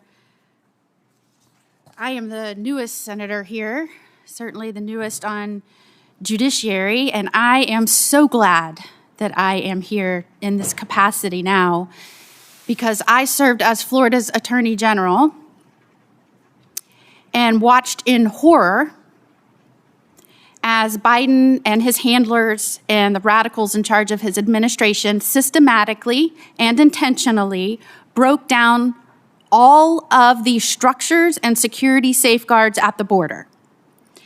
And it was only through litigation that we were able to uncover documents that showed their plan was in place from day one. In fact, when they started rolling out executive orders dismantling everything that the Trump administration had put into place, they were warned by those in the administration and Border Patrol and DHS that if you do this, we will immediately be overrun. We will immediately lose any control at the border, and we do not have the ability to keep pace with the detention capacity that will be needed. And in fact, ignoring all of those warnings by their own administration, they not only went ahead and issued the executive orders dismantling everything that Trump had put into place, they then asked for less money for detention beds. And the consequences and the chaos that unfolded not only was predicted by their own administration, it put law enforcement at the border at risk. It put families and communities at risk. It put our nation's sovereignty and security at risk as more and more people flooded into this country with previous criminal backgrounds and those that were on the terrorist watch list. And as I pursued litigation, a judge said, Biden and his administration has turned our border into nothing more than a meaningless line in the sand. And when there were warnings that our border would be overrun when Title 42 was expiring, Florida uncovered documents saying that their grand plan was to step back and let it be overrun.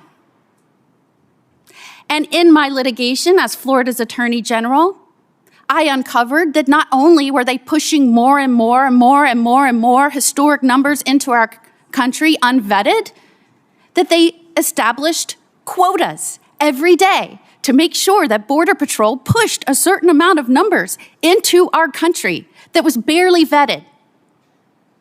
So as Attorney General, when I had sheriffs from all over my state calling me to say that the Biden administration was canceling detainers on criminals in their jails and telling them to release them back into the communities, I was horrified.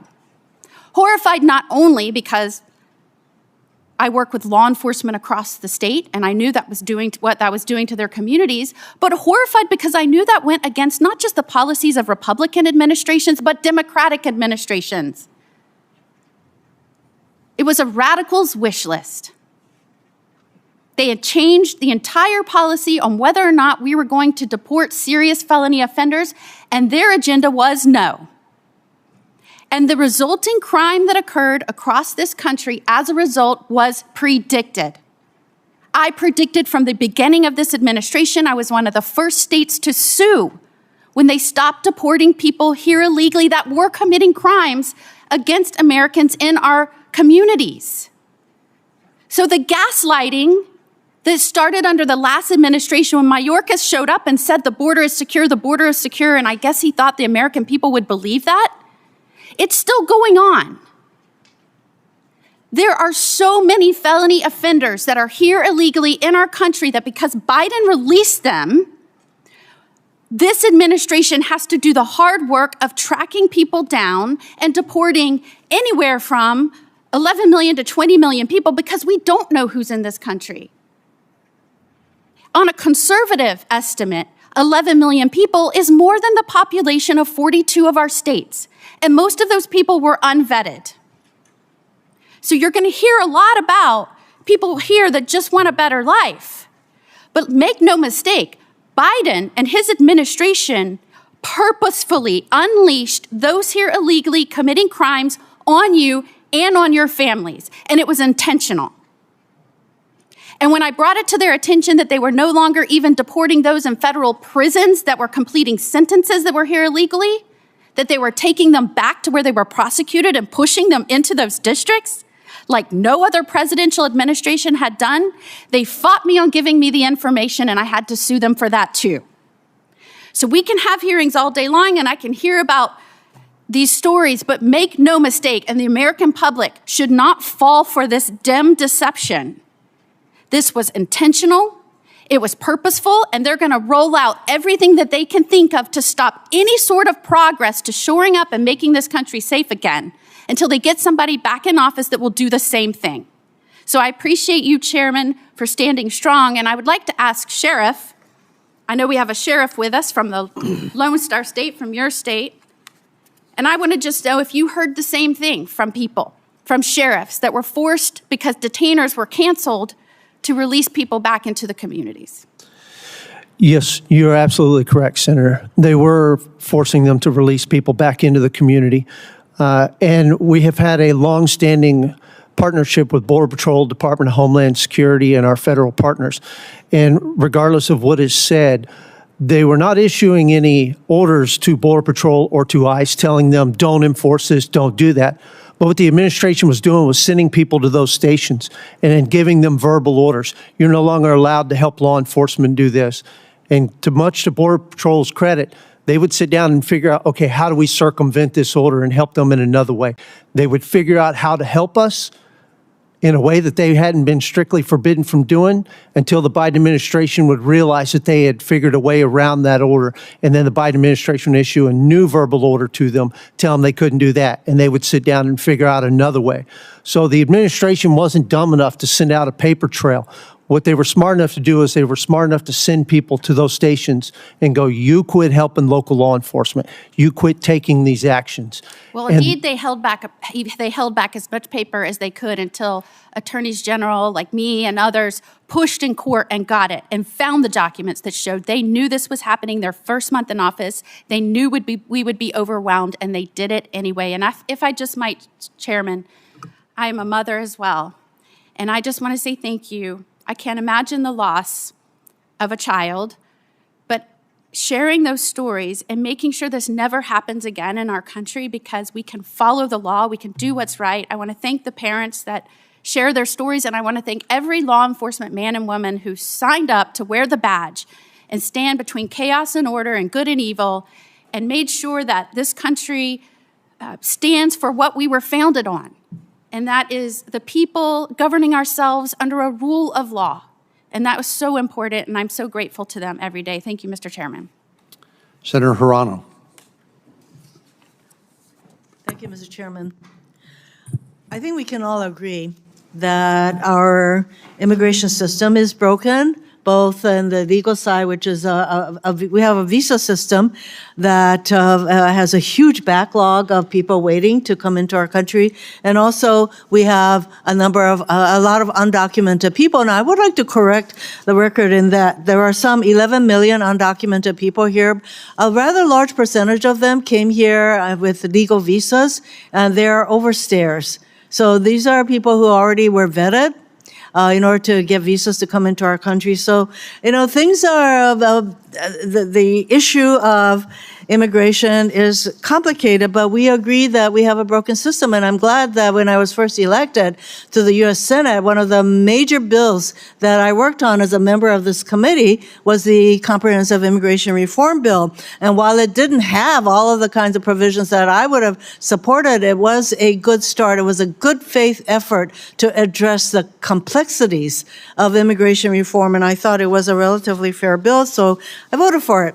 Unfortunately, the House never got around to addressing that bill or doing anything with the bill, and so here we are. The whole issue has become highly, highly politicized.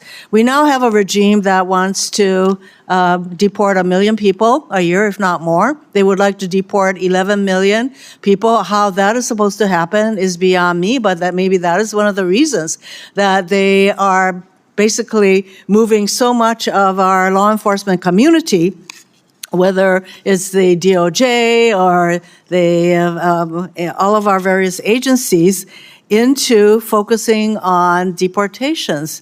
Now, I think we can all agree that people who should be deported are the ones who are violent criminals who have committed crimes. That is not what is happening in our country. So the kind of roundups where the quota or the requirement is that I should arrest 3,000 people a day. See, that leads to all kinds of actions on the part of ICE and the other agencies that they have focusing on deportation and rounding up people who pose no danger, no safety danger to our communities. But it's certainly creating havoc and fear in our communities. So that is what is happening. So rather than working on what I would consider to be comprehensive immigration reform that we can, I hope, all agree on some of the provisions, no, we are continuously blaming the prior administration.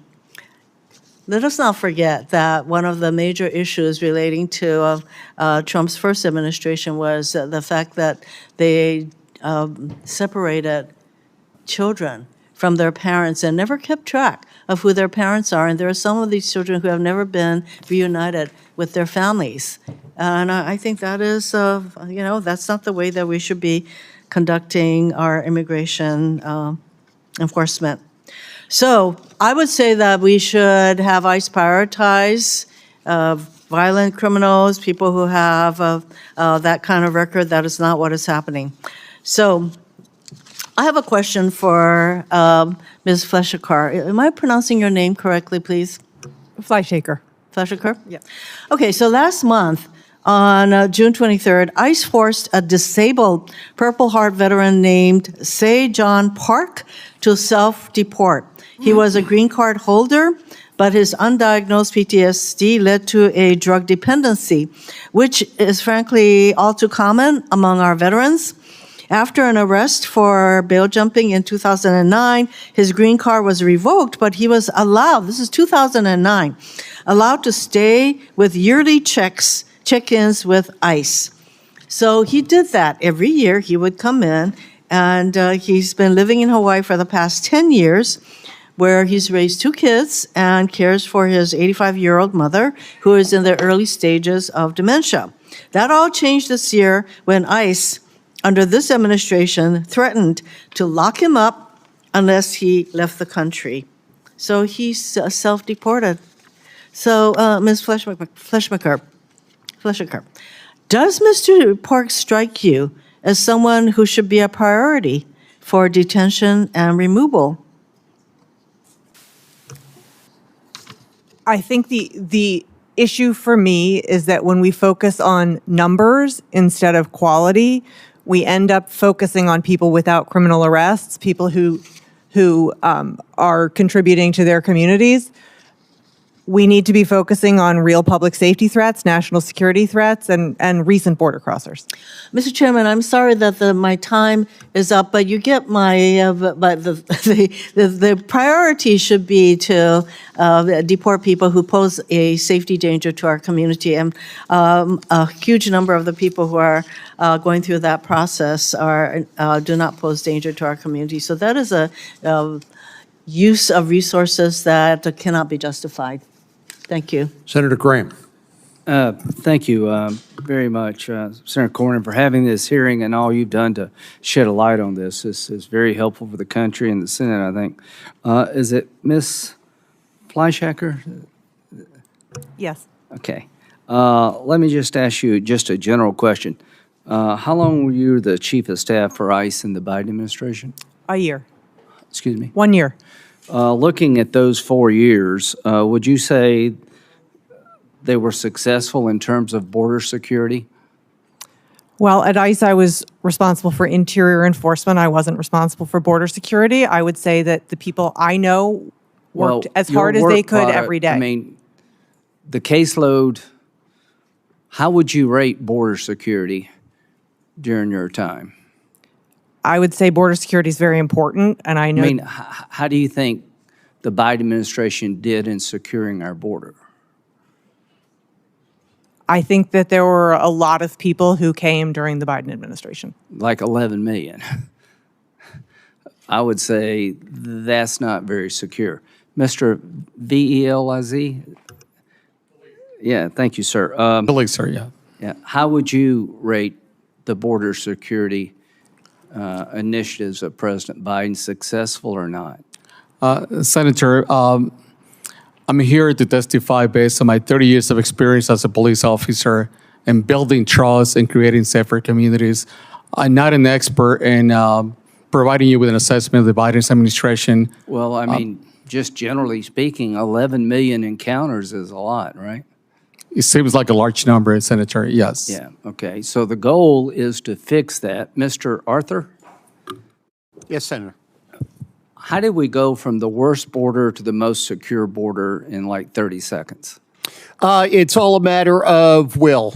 The laws were already in place at the time that President Biden took office. He could have continued the same policies that President Trump had in place when we had a very high level of border security. In fact, even before Title 42 went into effect, the border was secure based upon my 3 decades of experience.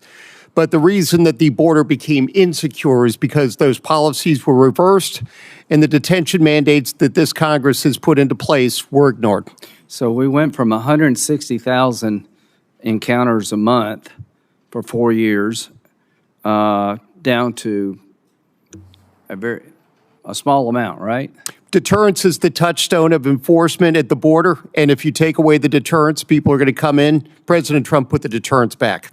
The only point I'm trying to make is that the people who are criticizing President Trump are the ones that allowed the problem to exist.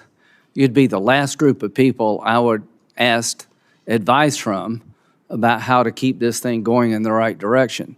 So I want the American people to know that President Trump in 6 months has gotten the border under control after 4 years of absolute chaos.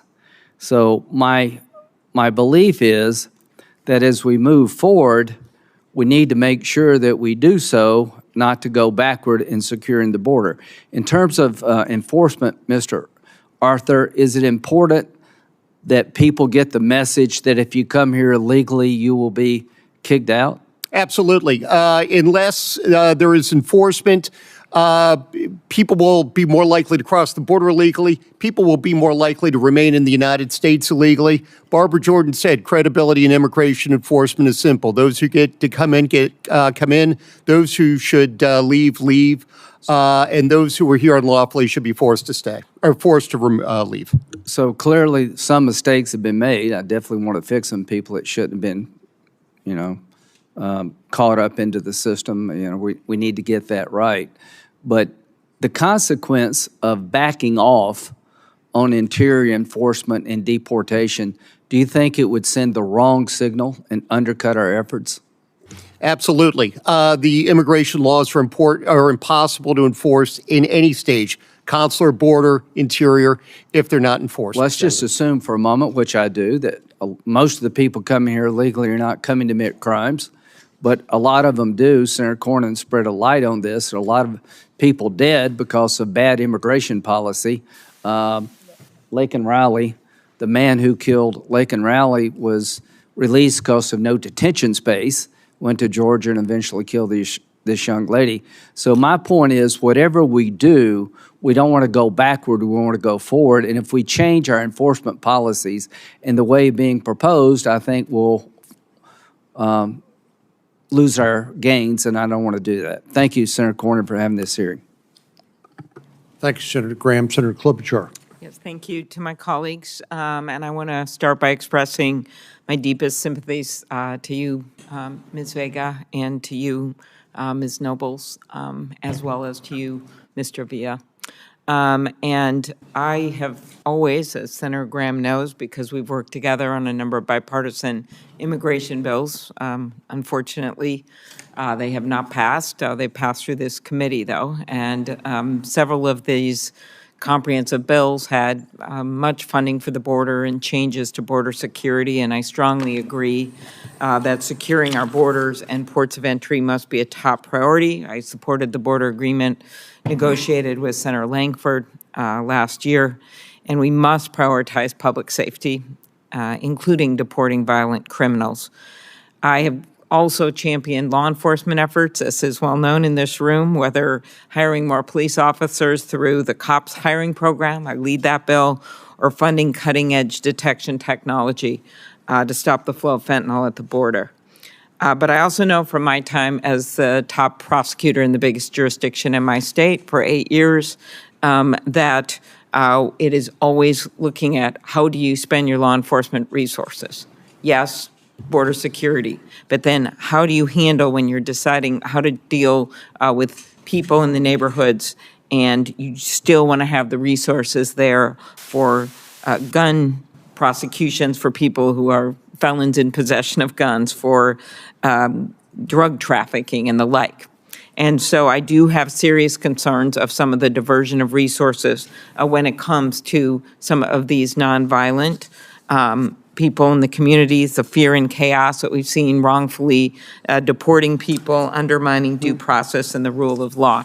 And I'm just going to ask a few questions because we have a vote going on. I was at another hearing, so I apologize. Of Dr. Valise, who's been in my state, and I want to thank him for his work.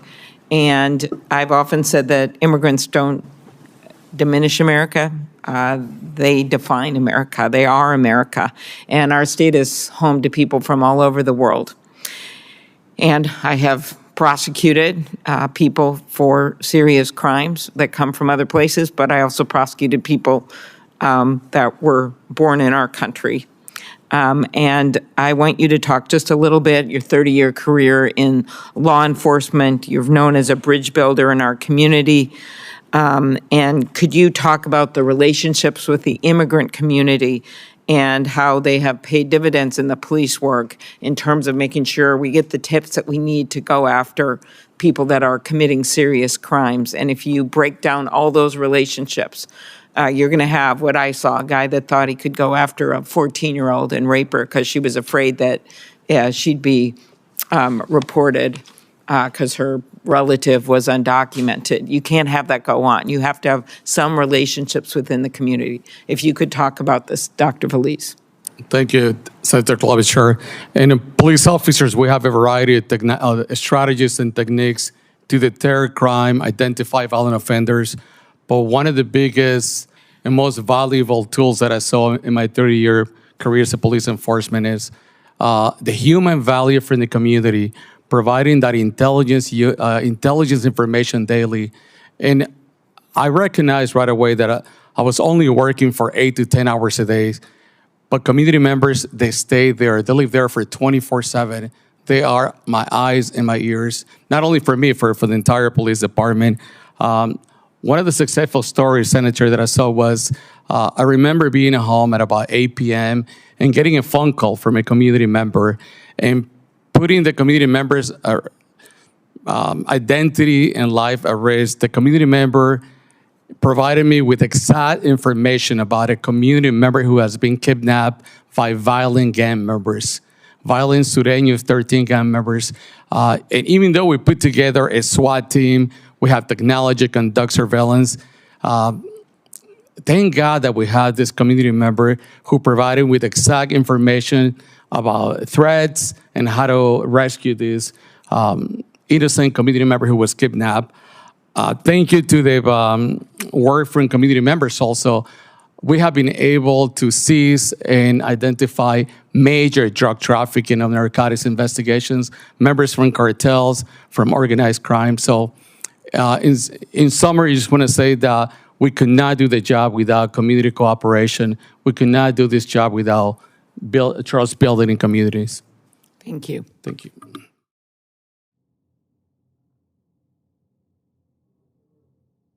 Clarify just a few things. Ms. Fleischhaker, do you believe that everybody who is all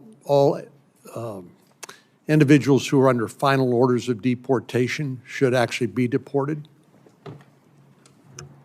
I believe that people with final orders of removal have gone through the legal process and then are eligible for removal, for deportation. You don't think they should be deported, or you do think they should be deported? I think that those are the people who can be removed. Those are the people who should be removed. So there actually are some illegal aliens who should be deported. How about convicted criminals? Should they be deported? Undocumented convicted criminals, those are the people who I think we should be prioritizing for removal. Okay. Mr. Avila, I think there's a lot of misconceptions about otherwise law-abiding individuals who violate our immigration laws and come into the United States. First of all, illegal entry into the United States is a crime, is it not? That's right. We call it EWI, entry without inspection. That's a violation of 8 U.S.C. 1325. And in your lengthy experience in law enforcement and dealing with the border, is that the only law that people who illegally enter the country violate? No, it depends how you enter, when you enter, how many times you've entered and been encountered. There's very different types of removal. I think we overuse the term deportation, but believe it or not, most illegals in this country are removed without a deportation order. There's expedited removals, there's voluntary returns, there's many different types of removals. The actual deportations are executed by an immigration judge under that order. So in addition to illegal entry, is it your experience that many individuals who enter the country illegally engage in identity theft? Oh my goodness, I conducted so many fraud cases, including Social Security cards, identity theft. I have a twin sister. She was a victim of identity theft by a female illegal alien while she was in law school. It was so much time and such a hard effort to gain her identity back that the Social Security Administration actually issued her a new Social Security number, and that's very difficult to do. Many times, we're talking about marriage frauds, passport frauds. I conducted many search warrants where I found many documents, fraudulent documents, where these organizations, visas, and you name it. So yes, especially in the employment capacity, where these employers are denying knowledge, and they hide behind that when they say, well, the illegal did provide me with an actual Social Security number or an ID. It happens to belong to someone else or someone that doesn't exist altogether. And do individuals who enter the country illegally and engage in identity theft or perhaps have forged Social Security cards and the like, do they typically comply with other laws like federal tax laws and other laws? Or, in other words, my point is that is there such a thing as a person who enters the country illegally who does not violate any other laws? No, typically there's other violations of law that sometimes the Democrats refer to as civil infractions or civil administrative, and that's, I think there's a big confusion between the criminal violation of law versus the civil violation of immigration law. The Democrats seem to convolute it and make it into one, which is very different, and they commit a lot of different criminal and civil violations amongst after they come in, whether failure to have even drivers or vehicle insurance, things like that, right? That matter in my state of Texas, why our rates are so high, emergency room costs, many other economic impacts throughout the U.S. Dr. Veliz, I certainly respect your public service. Thank you for that. I wanted to ask you, though, based on your testimony, I was wondering, do you believe all laws should be enforced or just some of the laws? Thank you, Chairman.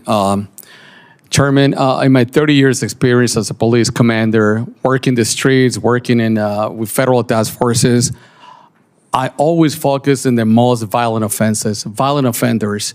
My team and I were involved in hundreds of felony criminal investigations ranging from drug trafficking, weapons, and shootings. And we appreciate your service, as I started out by saying, but the question I have is, do you believe that all laws should be enforced or just some laws? Either laws are passed by legislation, law enforcement has the discretion to enforce those laws.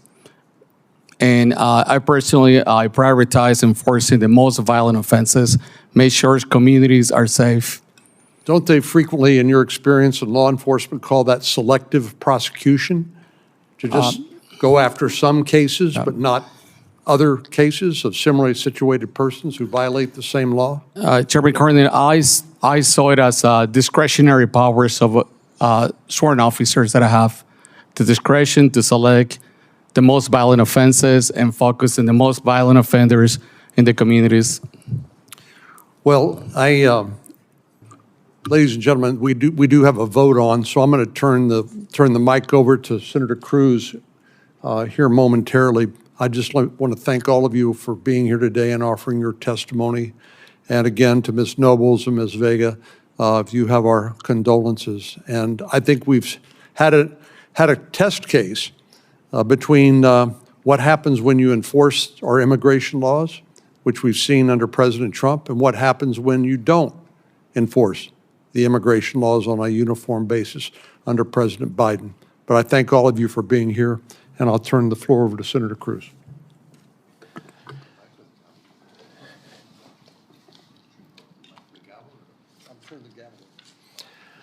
Thank you, Mr. Chairman, and thank you for holding this hearing. For 4 years under Joe Biden and the Democrats, this country witnessed an invasion at our southern border. It is an invasion that has no precedent in the history of our country. 12 million illegal immigrants were allowed to come into this country. And that was deliberate. It was not an accident. It was not negligence.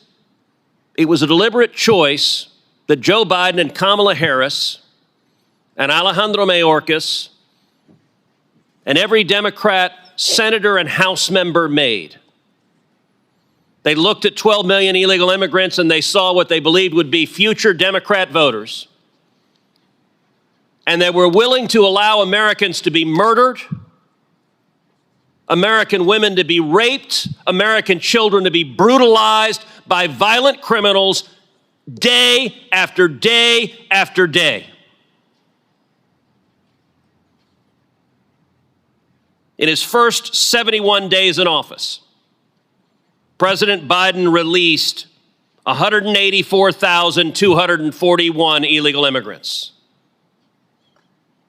That was a decision. By the way, it was a lawless decision.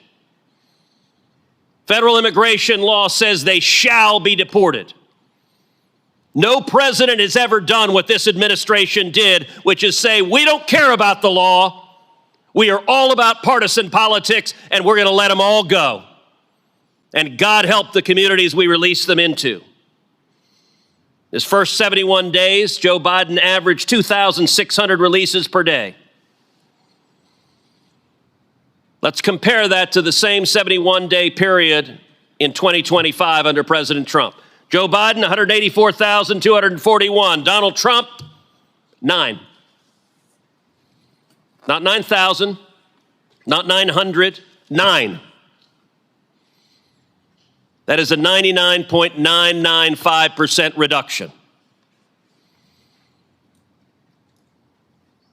At the State of the Union address, Democrats did something else unprecedented. They decided they wouldn't stand for the president. They wouldn't applaud for the president. The only thing they would do is emanate hate and rage for the president of the United States. So Alexis Nungary was at the State of the Union address. I've gotten to know Alexis well, the mother of Jocelyn Nungary, a beautiful 12-year-old girl raped and murdered in my hometown of Houston. The Democrats sat there and wouldn't applaud for the mother whose baby girl was taken from her.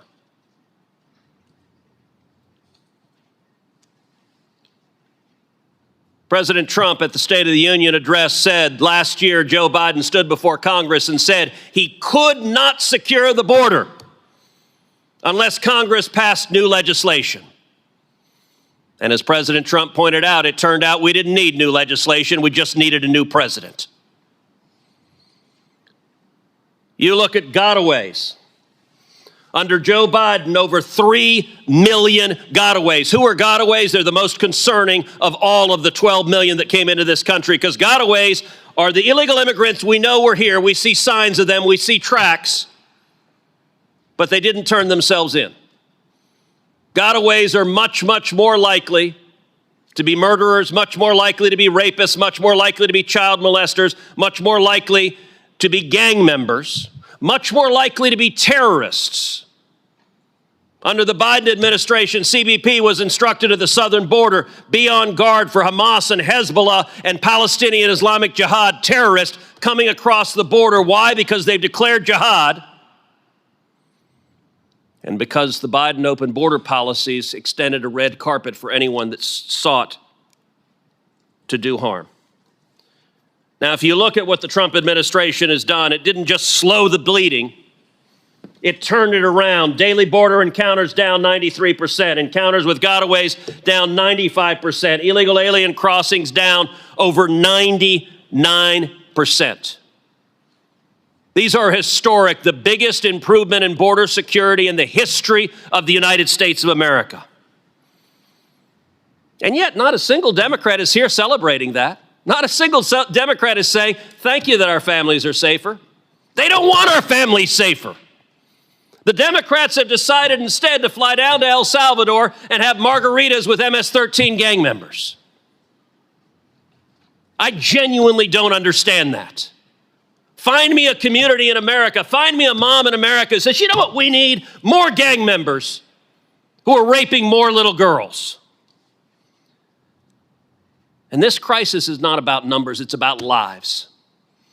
Laken Riley, a beautiful 22-year-old girl in Georgia, murdered by an illegal immigrant the Democrats released.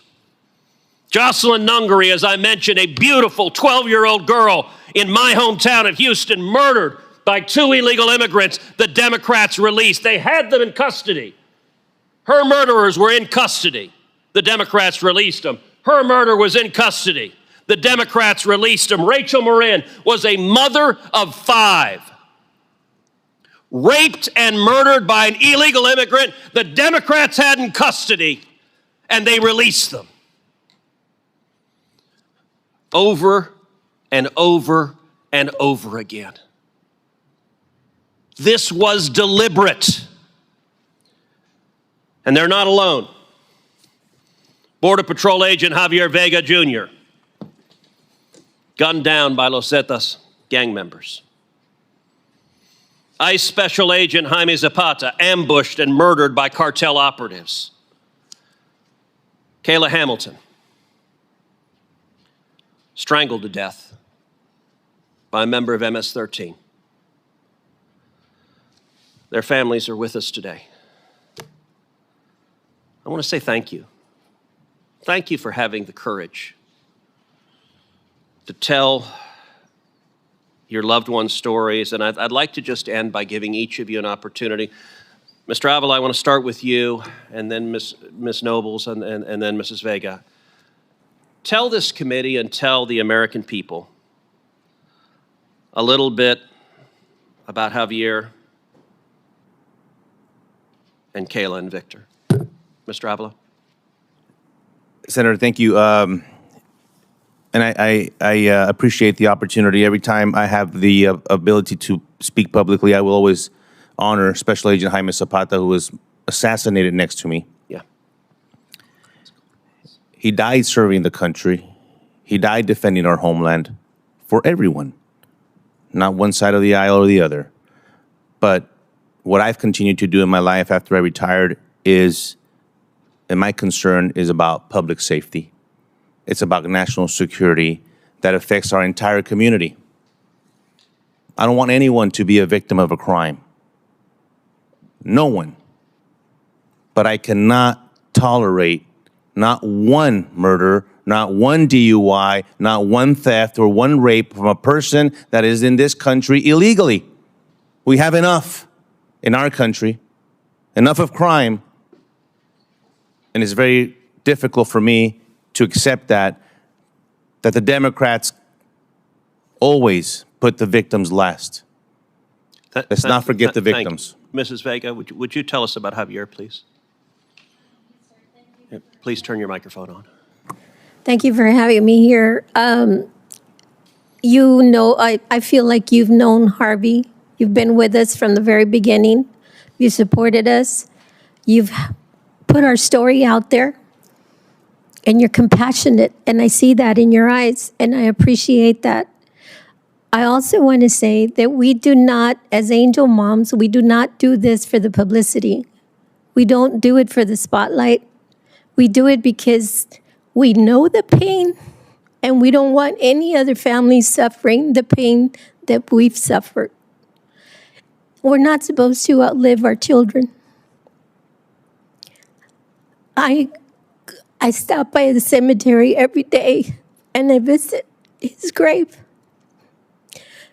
But I miss his voice. I miss him sending me flowers. I shouldn't be the one taking flowers to his grave. I shouldn't be the one fighting for all this. But I'm not going to stop. I'm not going to stop till my last breath. Thank you, sir. Thank you for that. Mrs. Nobles, would you tell us about Kayla, please? Kayla just started her life independently. She worked very hard to become independent. I don't know if some of you know, with autism, they overcome behavioral issues. They overcome a lot of stuff to be productive, and she was being productive. She had jobs. She celebrated her 20th birthday. I remember her counting down her birthday. She loved her birthday. Mommy, I'm going to be 20 in a few days. Are you going to, and then I'm like, I know, don't remind me. She celebrated her 20th birthday with her JoJo Siwa cake. And 3 days later, she was murdered and strangled and left on the floor like trash. I didn't know no one prepares you for that phone call. And when I found out it was a known MS-13 gang member, I was angry.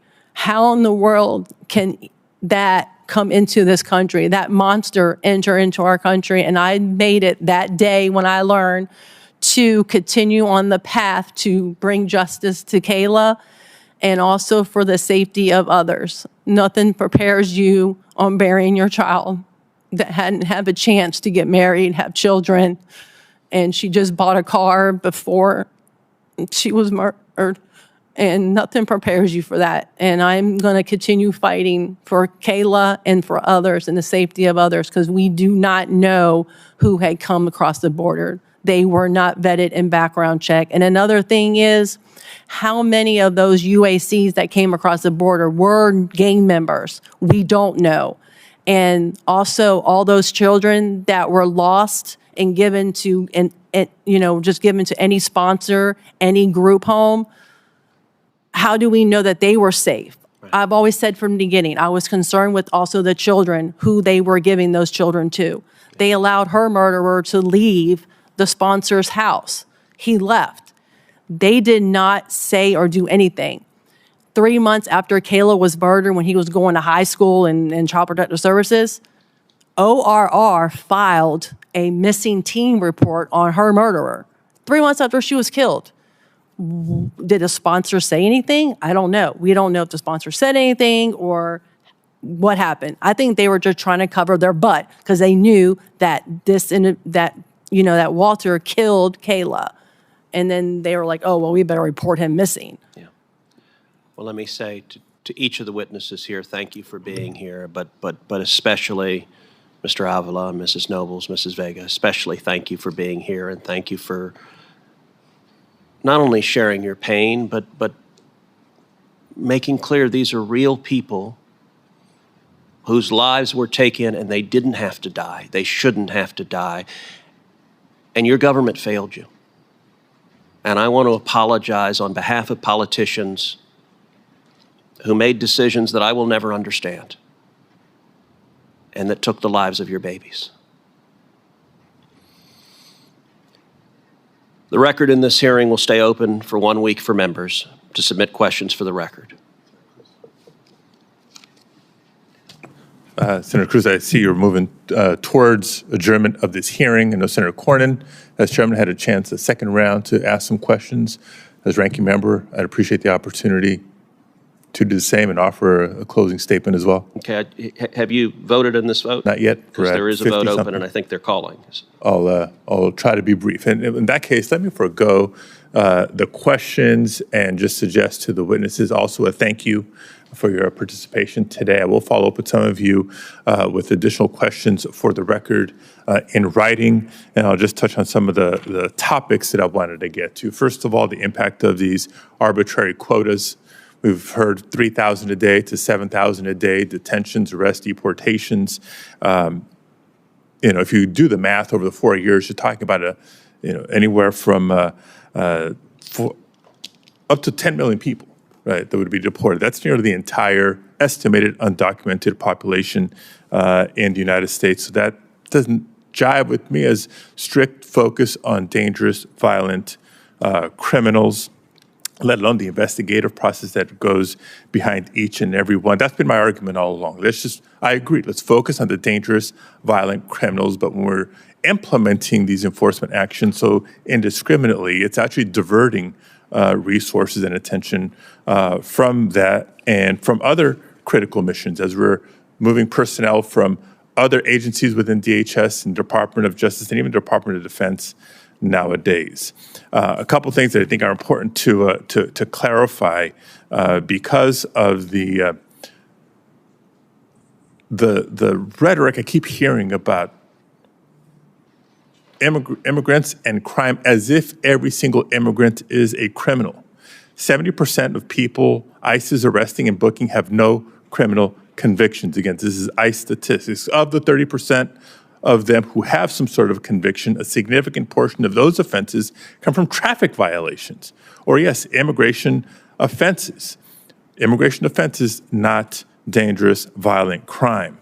For those who want to talk about the investment by the Trump administration in immigration enforcement and crime, the president's 2026 budget requested cuts salaries and expenses for the FBI by $545 million, the DEA by $212 million, the ATF by $468 million. And if that wasn't enough, the Department of Justice Organized Crime and Drug Enforcement Task Force program, the very one that helped arrest El Chapo, would lose its entire funding and would be shut down completely. So, look, I share this because this hearing, I think, is representative of how difficult it is to have a substantive, constructive conversation about immigration in Congress today. I do think that behind the scenes, there's a lot of members of this committee, of the Senate as a whole, of Congress as a whole, that would like to see progress being made on modernizing our immigration laws. We're all in agreement of the need for a safe, orderly, humane border. We're all in agreement that we need to modernize the system because it has become so problematic. But as we begin to discuss, as we begin to debate, far too often, one side tries to pigeonhole the other as, well, they just want open borders, they don't want to arrest or deport anybody, and the other side is pigeonholing as all illegal aliens are criminals. The truth is much more complex than that. And our response has to be more thoughtful than a lot of the rhetoric that we're hearing in committee hearings and on the evening news. If we want to be informed, let's be informed by reports like that from the National Bureau of Economic Research that shows the comparisons between crime rates and recidivism rates by immigrants versus natural-born citizens, for example. I'd like to submit it for the record. If this is just about resources for enforcement, by the way, you'd figure the problem would be solved between the Trump administration claiming, hey, crossings at the southern border are next to zero, problem solved, mission accomplished. And by the way, the budget reconciliation bill has a huge infusion of resources for ICE. So if the problem is solved, let's move on to the modernization of our immigration system. We can and must work together to address that. And that's not just people on my side of the aisle saying it. Last month, we saw Congressman Tony Gonzalez of Texas lead 5 of his Republican colleagues on the House side in calling on the Trump administration to, quote, start prioritizing violent offenders rather than wasting resources on immigrants with no criminal records. Earlier this month, House Majority Leader Steve Scalise even helped intervene after an Iranian immigrant who had been living in the U.S. for nearly 5 decades was arrested, acknowledging the fact that there are undocumented immigrants here who have committed no crimes. Leader Scalise conceded, quote, we will have to change law in Congress. And that means both parties are going to have to come together to do it. So yes, there is a path forward for this subcommittee and for this Congress to reevaluate and refocus on what everyone agrees on. We should prioritize detaining and deporting violent criminals. But we should also be working together to support our immigration courts, not stand by while mass firings of immigration judges are happening, because just throwing money at enforcement alone will not fix the problem. It will only overwhelm the system. We should work together and not stand by while the administration decimates our refugee program. And just as Leader Scalise implied, we have to be able to protect these long-term residents of our country who have lived and contributed here for decades and who deserve a path to citizenship. My sincere hope is for this subcommittee to drop the theater. Being loud doesn't make you right about everything. We have to come together and get serious about bipartisan solutions. I'm ready to do the work. Thank you, Mr. Chair. Thank you again to each of the witnesses. The record will stay open for 1 week for members to submit questions for the record, and the hearing is adjourned.